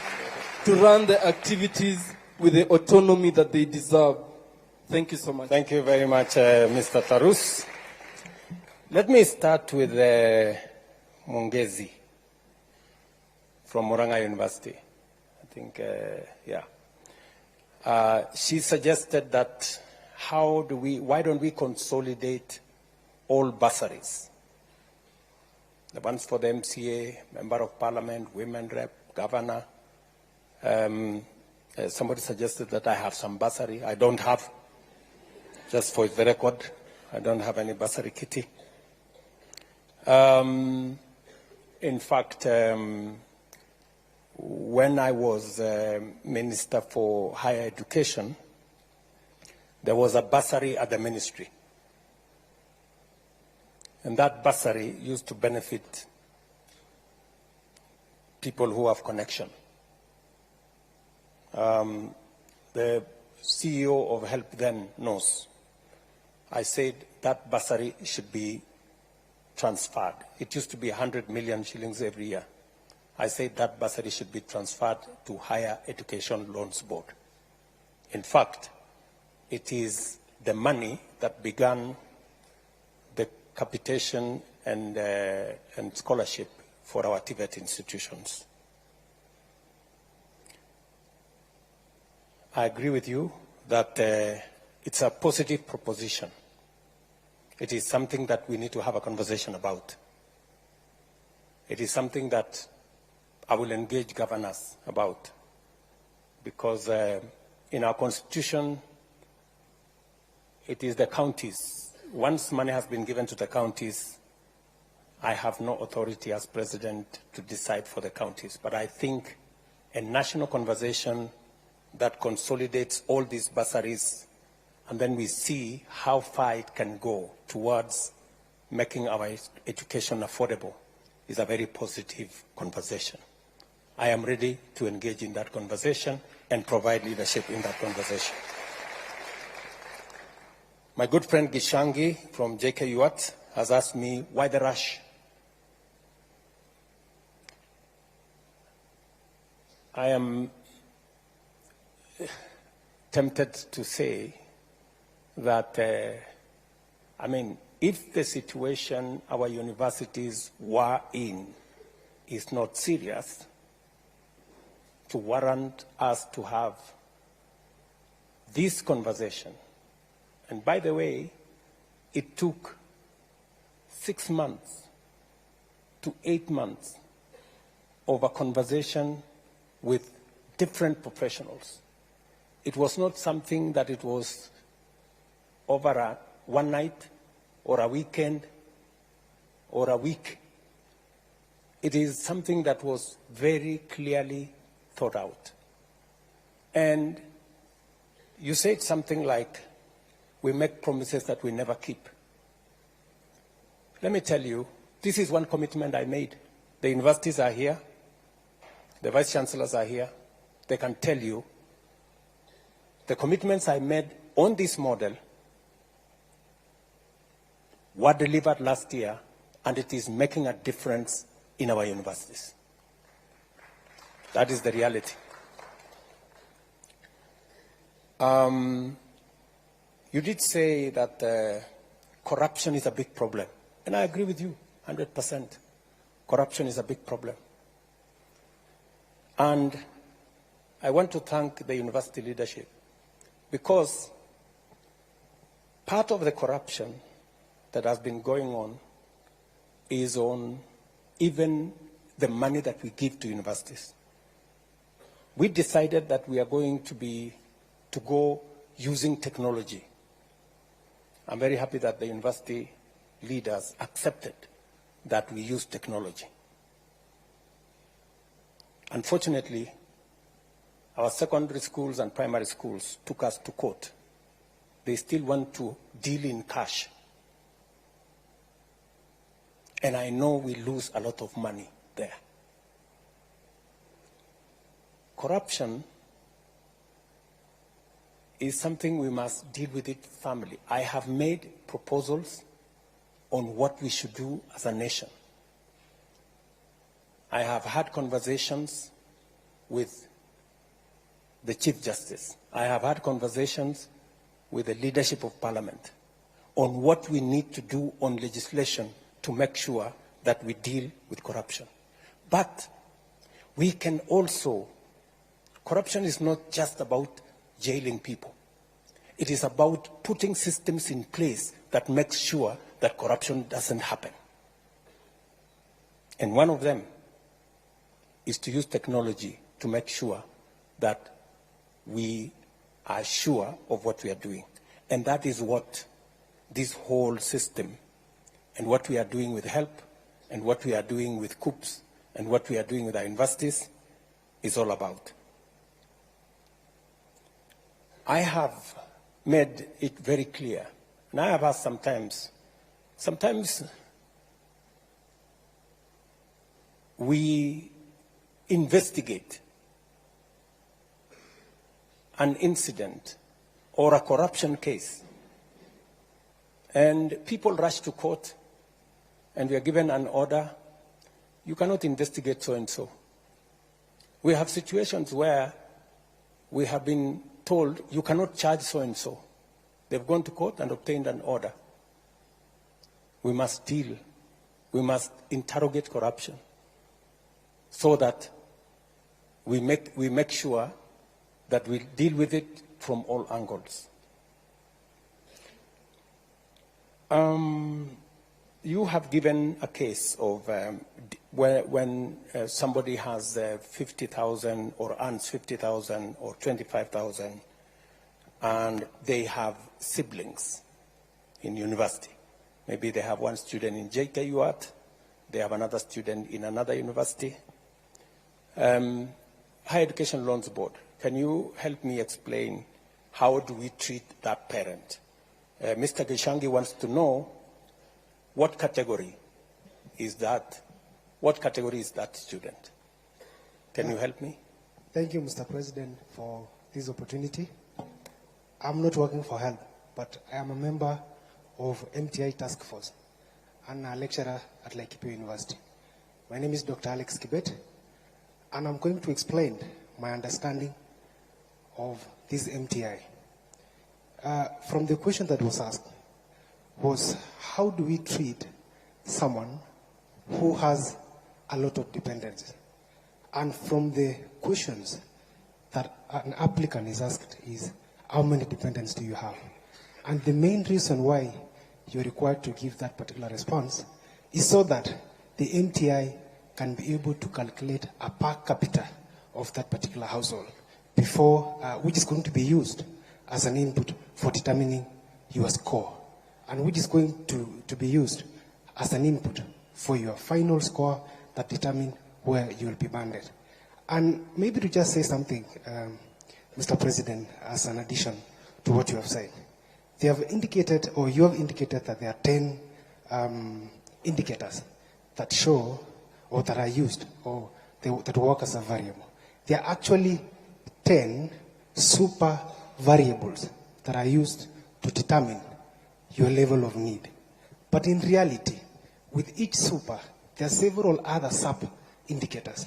For example, a family structure, for instance, which is, it has a variable on, you have both parents, you have a single parent, which is a mother, a single parent, which is a father, all the way to someone who is an abandoned child in the street. And all of them are taken care of. So that when all these factors, from the general super variable to sub-variables, the MTI makes sure that you are classified correctly. The only challenge, my President, that we experience, because I was at least part of the team that analyzed the information, is the quality of information that our applicants provide for that particular system. This is a system that whatever comes out of it depends on what we input. So if we don't provide the correct information, then we're going to be banded wrongly. And because we are coming from a point that this is a new system, one of the recommendations that we gave to health and higher education was, please leave a room so that if there is anyone who may have submitted wrong information, can still re-provide an information that can be used for reconsideration. And that is why there is an open appeal for a fund, that if you have a different information from what you presented, you can re-provide and you can be reconsidered. And from the first information you've been given is within the next 3 weeks, that is going to be reconsidered. There's something else, again, Mr. President, that I would also wish to state. Is there's something on what if a situation changes in your course of your studies? How are you going to be taken care of? Let's say today you have both parents, and at the second year of your studies, something happens. Again, that is a factor that during our task force we considered and said, if a circumstance change, like your parents, guardian loses job, your parent loses job, you lose parents, you can re-provide the information that please reconsider my banding or my categorization so that I can have a space or be treated where I am supposed to be. There are some other small recommendations that we have suggested to them, and we hope they are going to work. Thank you, Mr. President. Thank you. Do you have anything useful to add, Mr. Kingori? No, Your Excellency. I think Dr. Kibet has said it well. Okay, thank you very much. So I think that is the information, Mr. Gishangi. You have also told me that there are people who masquerade as a representative of students. And they have come to say we represent. I want to tell you, for the avoidance of any doubt, that any student I have met, they haven't said they represent anybody, at least to me. If they have told other people, I don't know. So I believe that every university has its own representation, right? And I have heard everybody here who has spoken, they have said, I am president of this college, vice president of that college. I have not heard anybody here saying, I am the president of all the universities. or maybe I didn't, maybe it escaped my thinking, my listening. So I don't think there is anybody who has come to me to say they represent all the students of the universities. And if you are asking me that you want a representative body of all the students, that is a conversation I'm willing to have. And the universities, the leadership of universities should be part of that conversation so that we can all agree what mechanism are we going to use. Are we going to have elections in some form? Because, I mean, we are a democracy. Or how are we going to get a student leadership that represents our universities? That is a conversation that we can have. Somebody has told me, are you the one who said students who differ? There's somebody who told me about students who differ. Yes. So what is the situation of students who differ? I am not, yes, help, Higher Education Laws Bond, can you help me there? Your Excellency, students who differ, the case of KCSE 2022, were all allowed to apply. So far, we have received 9,979 students from KCSE 2022, and this process is ongoing. So no student has been left behind. Thank you.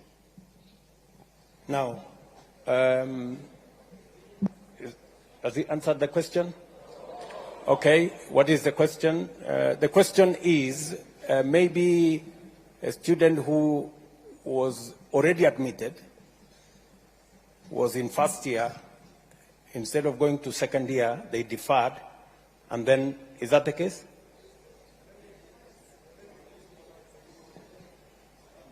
Okay, okay. Which model? Are they coming? Okay, I think what the question is, those ones who you are now considering, are you considering them under the old model, or are you considering them under the new model?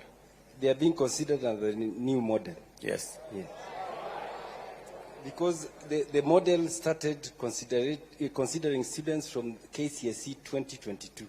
If you are from the previous years, that is KCSE 2021, 2020, and the previous years, then you fall into the old model. Thank you very much. Now, my good friend Gishangi says he wants to replace my friend Karungo Dangwa. I wish you well. I know you have said that if I behave well, you might consider your vote for me in 2027. But Mr. Gishangi, I want to tell you that my focus is not in 2027. That's not my focus. My focus is in transforming Kenya. That is my focus. You know, there is always, you know, a belief that we must focus on the next election. Good people, there is more than the next election. We need to do and make the right decisions for Kenya now. If we make decisions merely because we want to be popular, that's how we get ourselves into the kind of situation our country is. That's where we end with our universities in so much debt, because we are unable to make the decisions that will get our universities out of trouble. My sister, younger sister, Agneta, I like the name, by the way. Agneta, she's wondering why is only 12% considered in band 1, when actually majority of the people in Kenya, or you know, a big portion, are poor. You know why, Agneta? Many of the children of the poor don't make it to university. That's the problem. And that's what concerns me. You know, I explained to you, you know, that the most disturbing thing is that the children of the poor are not in this conversation. And that is why, and it really bothers me, that is why I made the decision that I am going to hire the largest number of teachers. I am going to put more money, invest more money in those schools where the children of the poor are, so that we give them an equal chance for them to be part of this conversation. I know it's not a very popular thing, but that's the correct position. That's why I'm going to hire another 20,000 teachers, God willing, by the end of this year. The same way I hired the 56,000, to send them to all these day schools and schools in those rural areas and all those day schools, to make sure that the children of the poor also make it to get to the university, so that they can come and sit here and have this conversation with the rest of us. That's my position. Let me also say the following. You have told me, and I agree, you're very sympathetic to my case, that we have said, let the students be admitted. Let all the students be admitted, even as we sort out the issues of how much they are going to pay, how much the households are going to pay. And we have said that, recognizing that it is something we must do. You have said, how then are the universities going to pay?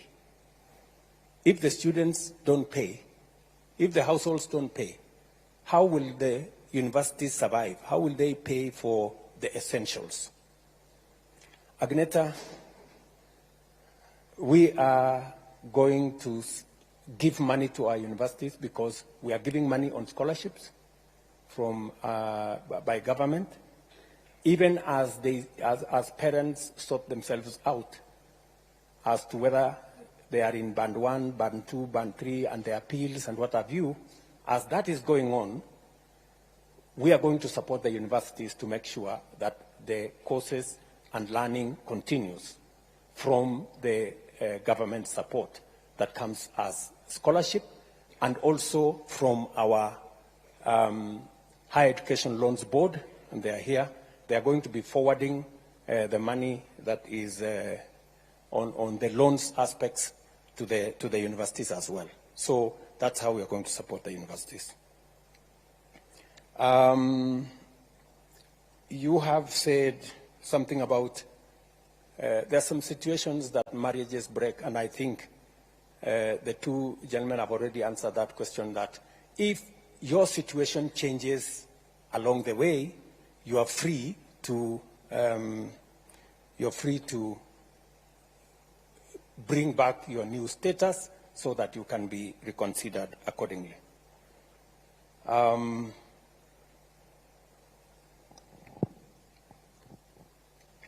Nick Okoth, twins joining university. Higher Education Loans Board, if we have twins joining university, what is the situation?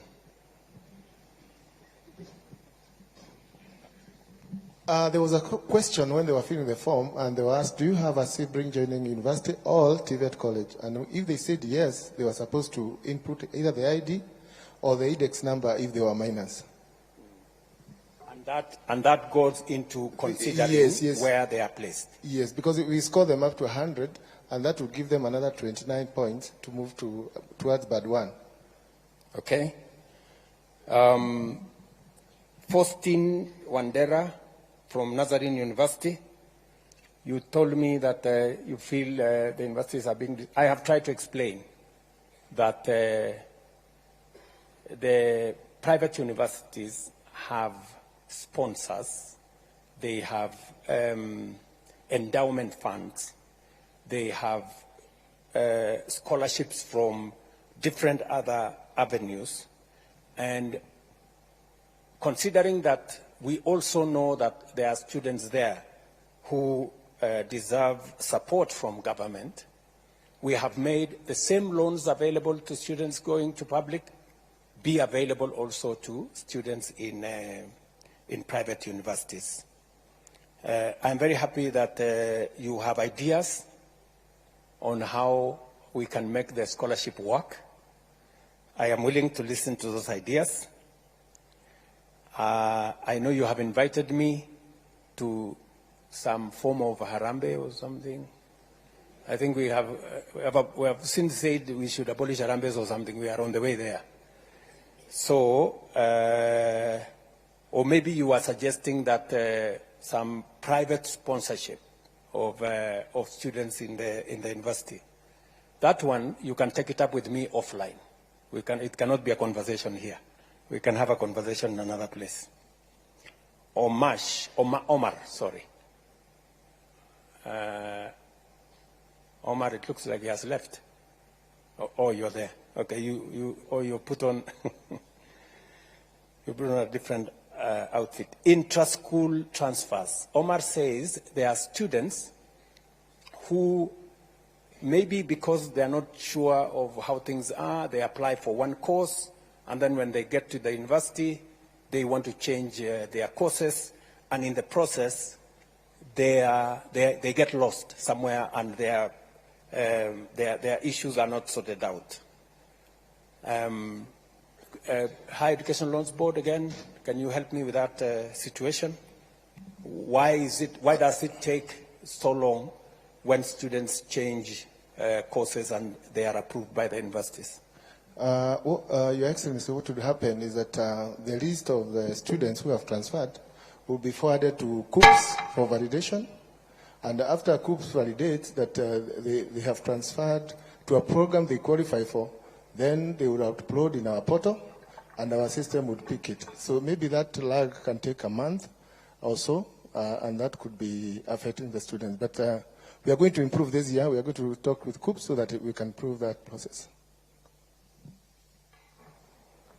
When you say we're going to improve that process, Omar would want to know, it now takes a month. He says it takes 3 months. What are you estimating that it's going to take? Are you able to give us a shorter time frame, or we give you time to think about it? I think it's even engineering has been done where COOPS, I'm sorry, I'm talking on behalf of COOPS, have availed the transfer module to the universities. I don't know whether the Vice Chancellors can confirm that. So now you don't have to send documents to COOPS. The Vice Chancellors would log in and effect the transfer there, and they validate in real time. As a way of managing that losing of time? Yes, sir. Can a Vice Chancellor confirm whether that is the case, one who has experienced such a case? Where is the Vice Chancellor? Yes, there is a mic behind you. Your Excellency, my name is Professor Biambo, Vice Chancellor, Meru University. I would like to confirm that that is true. You can now transfer online, and it's done real time. Thank you very much. Thank you very much. Why should the whole fee reflect instead of the household? Just hold on, Omar. I'm still answering your questions, just to Lisa Bolikidogo.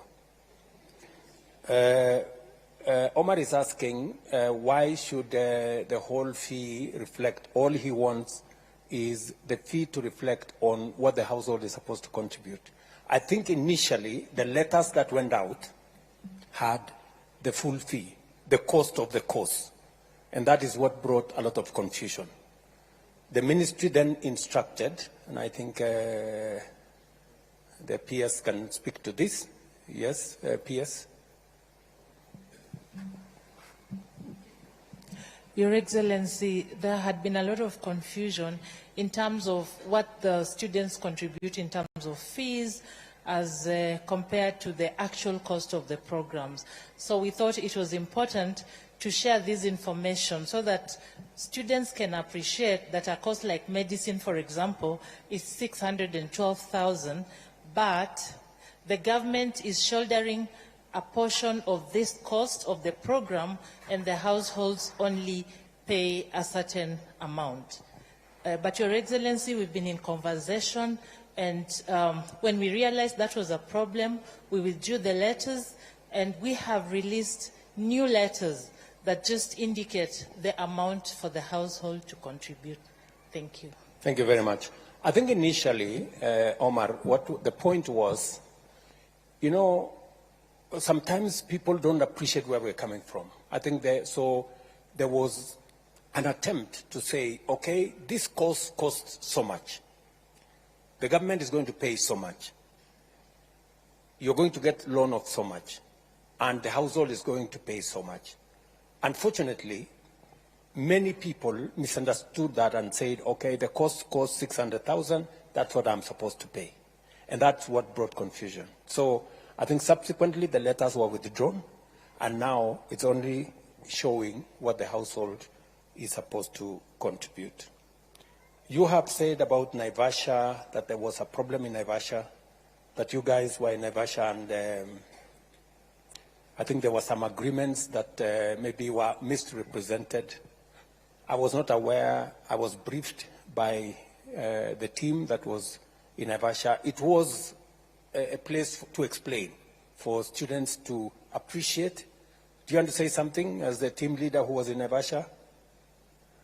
These good guys are saying you said what they did not agree.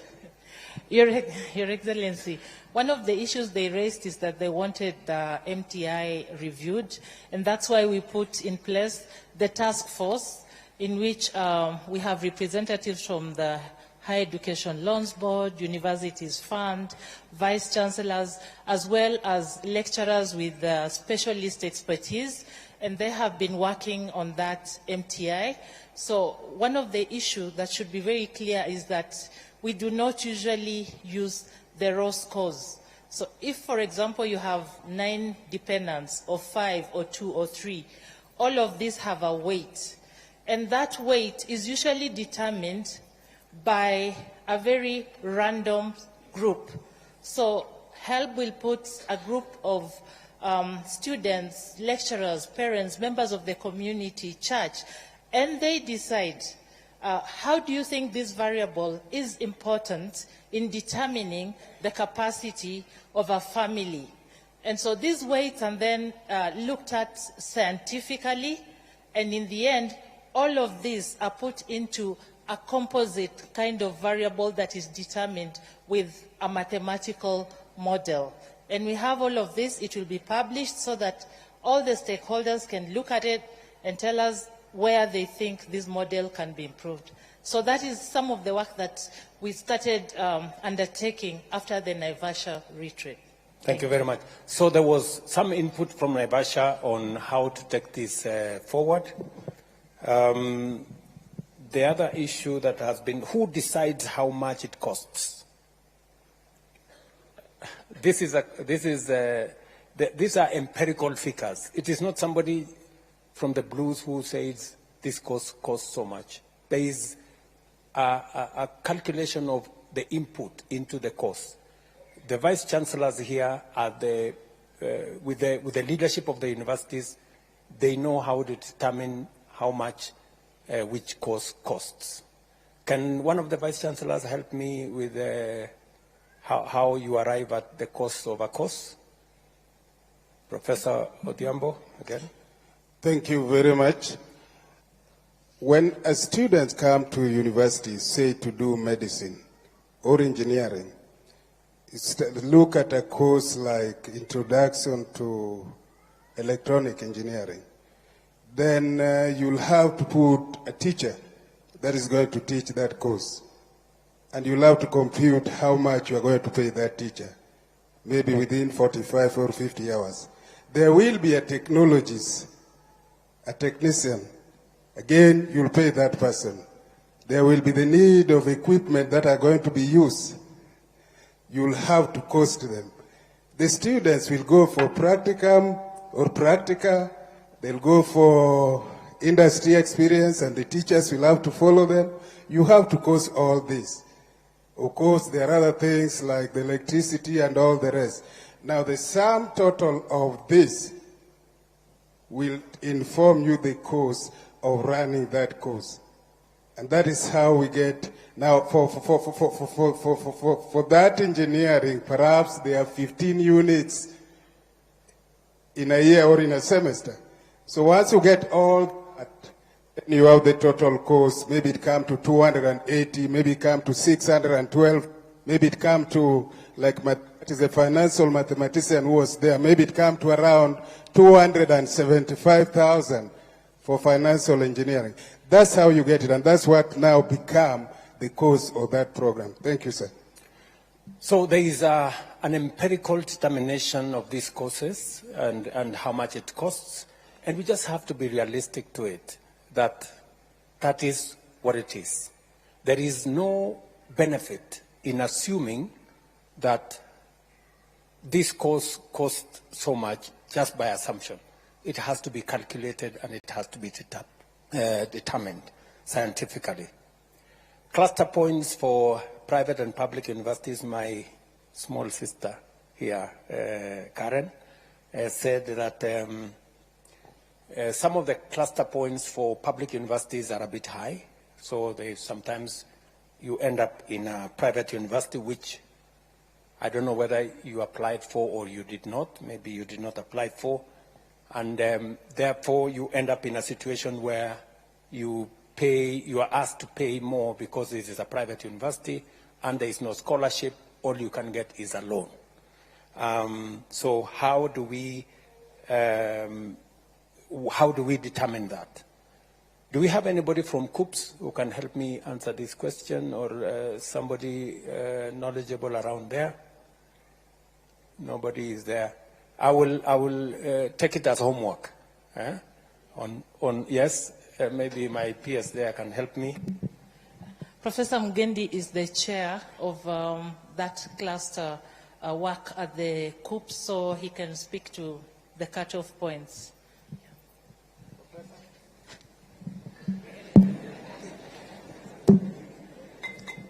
Thank you very much, Your Excellency. Yes, I am the chair of placement committee at COOPS. And indeed, because of the way clustering is done, sometimes you might want, a student may want a course in one university, but they are not able to get it because their cutoff points are lower. And that's why that question from the concerned lady was, she said that maybe she got a C+, but then she could not be able to get appropriate courses in public universities because maybe most of those courses then that she wanted, the cluster points were higher than what her cluster point was, and therefore she ended up in a private university. But for private university, again, Your Excellency, the student must have chosen to go to those universities. They are not just placed there. There's normally a box where you tick that maybe if you don't get this course in public universities, you are also willing to go to private universities. So there is always that choice. And I think, again, if the person would really want to come to public universities, there are still courses that are available that just require the minimum university entry, but they may not be courses of the prime courses that they wanted. But anybody wanting to go to public universities and they have a C+, Your Excellency, they will not be denied because the universities are there and there are programs that are linked to take them. Thank you. Let me also tell Karen that KRA is not the only parameter we use. So this Maasai fellow with 100 cows, and there is no provision for what is your tribe in the whole thing. So there's no place for Maasais there. So the other parameters are there. Which school did you go to? Which primary school did you go to? You also registered under the education system. Are both your parents alive? You know, there are so many other parameters that eventually determine the classification. So even though you may not have some of your details in KRA, there are other parameters that contribute to the banding. So I think that is what informs the whole setup. My friend Tarus has given us a classic example of dentistry. Dentistry is the most expensive course. I don't know why you chose the most expensive course. To make your point, I guess, that this dentistry is a course that we have, universities have said it costs 730-something thousand. So this is a course that is fairly expensive because of all the reasons that we've been told by Professor Odhiambo there, the delivery of the course. And what are we going to do to make sure that we don't lock out children from vulnerable backgrounds from this course? We have to strike a balance between teaching the course at all, because we actually run the risk, Mr. Tarus.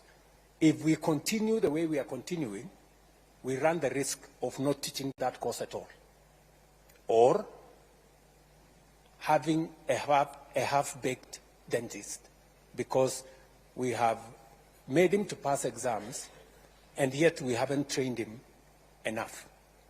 So that's a balance we have to strike. And you remember when we engaged, I told you this is an area of improvement that we may consider. What about the expensive courses? How do we have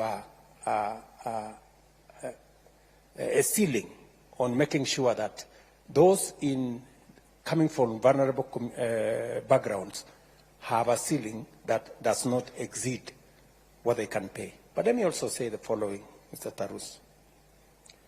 You also know that students in Band 1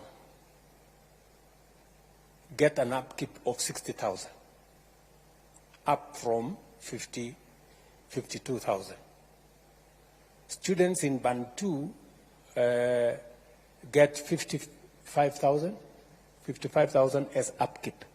We have also raised the upkeep for all the categories, because we also know that some of these students from these vulnerable backgrounds, they sometimes contribute to their own education if they have sufficient resources coming out of the student upkeep. And these are some of the nuances that we have to think about. The trade-off we have to make is, do we continue with a model that has put our universities under very severe strain and almost collapsed our education system, or do we improve it? That's the question we have to ask ourselves. Do we continue with a system that has the potential of collapsing all our universities, the vice chancellors, you've heard them say, or do we improve it? I would suggest respectfully that we improve it. And this is the way to improve it. And this conversation is part of what will inform how to improve it. And I want to encourage you as comrades, if I may, to be part of this improvement, to be part of these suggestions on how we are going to improve this system. Whether it is students doing medicine, as Tarus has said, or engineering or nursing, we must make sure that it improves and make sure that our education does not suffer what it has suffered so far. Does the appeals work? You know, if you appeal, do you have a chance of ever getting it right? I know I have seen in the media sometimes cases of people who have asked that they were put in the wrong bands. But there are cases of some of those students who were put in the wrong bands, who have made their appeal, given the correct information, and they have been put in the correct band. Are there such cases, for example, in this hall, if we have any who may want to say their bit who are in this hall? Because I remember there was Josiah from Kisii, and he made a very passionate. Are you Josiah? Okay, you wanted to say something? Just hold your horse.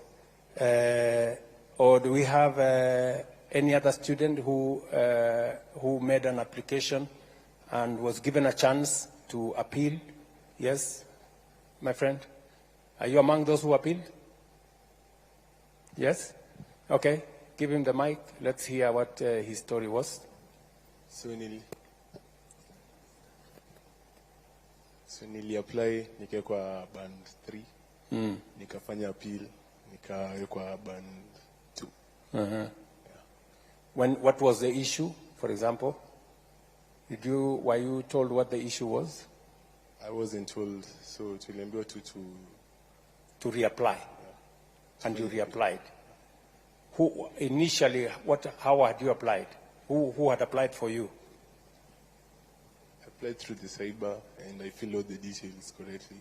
And then during the appeal, you have to write a better reason as to why you're appealing. And then you were reconsidered. I was reconsidered and placed in band 2. So how long did it take? Like a week.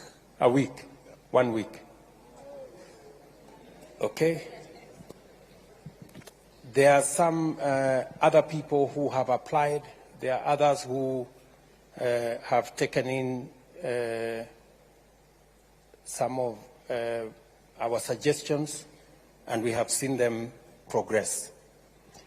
Now, good people, I am told it is 10 p.m., 10:10, and we had time up to 9 what? What was our cutoff time?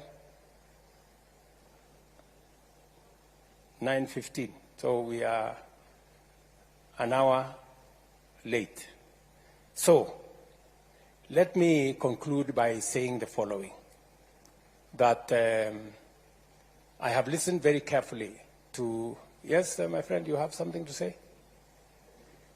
Give him the mic. Yes, thank you, Mr. President, for giving me this opportunity to talk. So my question was about my institution there at TUK. So when you were coming to launch the S block at the Technical University of Kenya, you told us that there was the land that is behind the Kenya Poly, that is the Technical University of Kenya. You told us that that land belongs to us, and nowadays I see that land is used as a parking space by some people we don't even understand. So can you clarify how that land went? Because we will occupy that land as from tomorrow. Thank you. Thank you very much. Vice Chancellor, I think we have the Vice Chancellor of TUK here. Can you confirm what the situation is with that piece? Vice Chancellor. Thank you, Your Excellency. Vice Chancellor from Technical University of Kenya. Your Excellency, you gave us that land, and we have been following the due process to get the documentation. I told my students not to occupy the land because we need to have the title deed so that we do the right thing. And I want to appreciate that, Your Excellency, my student led by my president who is here, Alex, we've been talking to them. It's true. There's a team that made a fence, and they started parking there. And the students said that the president said this is our land. And we have written letters even to your office through the head of public service to that effect. And we are waiting to get the response. So kindly don't occupy. We are going to get the title deed so that we do it in the right way. Where is the CS for education? Is Machogu, my friend, just... Is my friend Julius here? Julius, you have an assignment. Please make sure that you talk with your colleague at the Ministry of Lands to make sure that that piece of land is justice is done, and that my good friend doesn't have to go to occupy, and we can give them the title, and not just the title. We can actually, using our housing fund facility, we can help them put up some hostels if that is what the university wants. So I'm sorry that we have to call it a day because it is okay. Let me end with this girl. She has really put up a strong case.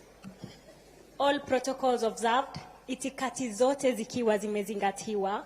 My name is Honorable Sang Linda Chepkoech from the Strathmore Law School. And Mr. President, I must put down my book to say something. It has always been my dream to meet the president. And today I've met you, but keep quiet, I want to say something.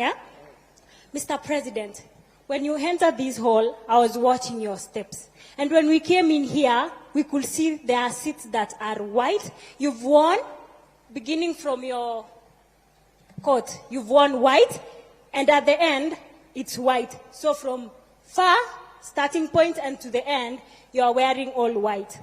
Mr. President, it means peace. Please, look into this new funding model. Mr. President, look into it 3 times, look into it, and ensure it favors everyone. Most of us here are from vulnerable backgrounds. We are just in some schools because of purposes and because of our mouths. Mr. President, look into it. Please, Mr. President. Thank you. Thank you very much, my dear. Thank you. So I think let us let's leave it there. I know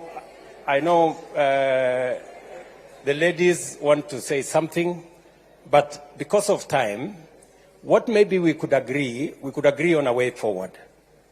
And let me suggest one, that this has been a very healthy conversation. I must say that you have enriched my thinking.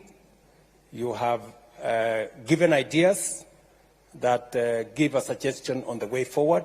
I value every suggestion that has been made here. Many people here have given suggestions on how we can make it better. My good friend Junior here said that let us improve on what has been there, make it better, so that our universities can move forward and all the students can look at the model positively. You have said that there are certain reconsiderations that have to be made.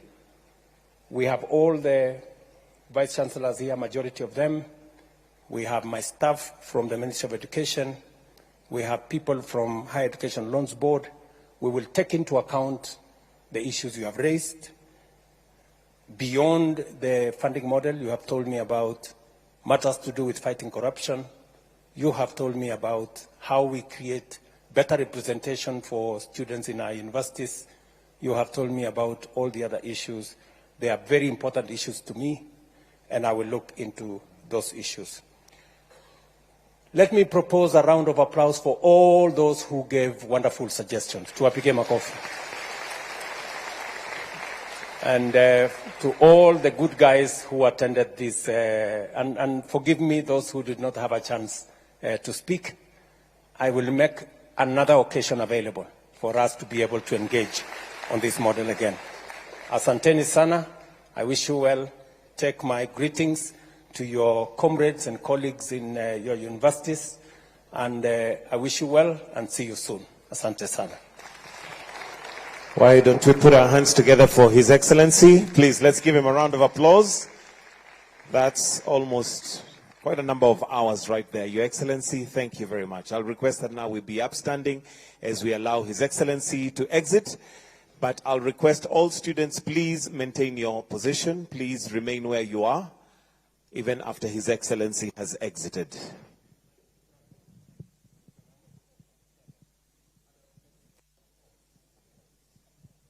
And a round of applause for His Excellency.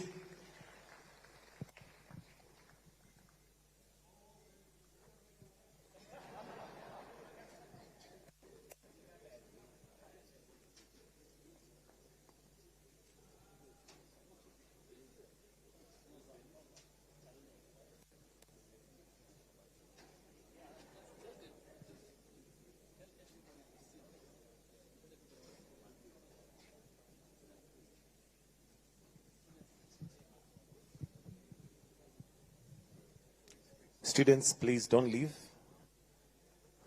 Kindly.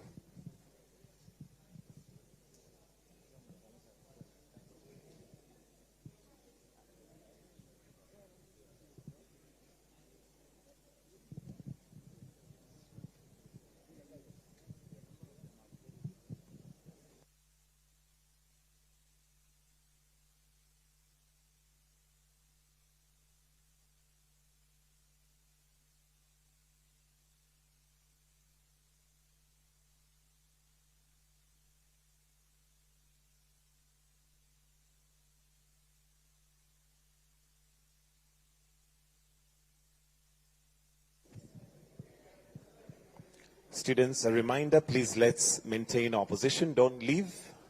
Even after His Excellency has exited, kindly let's stay back.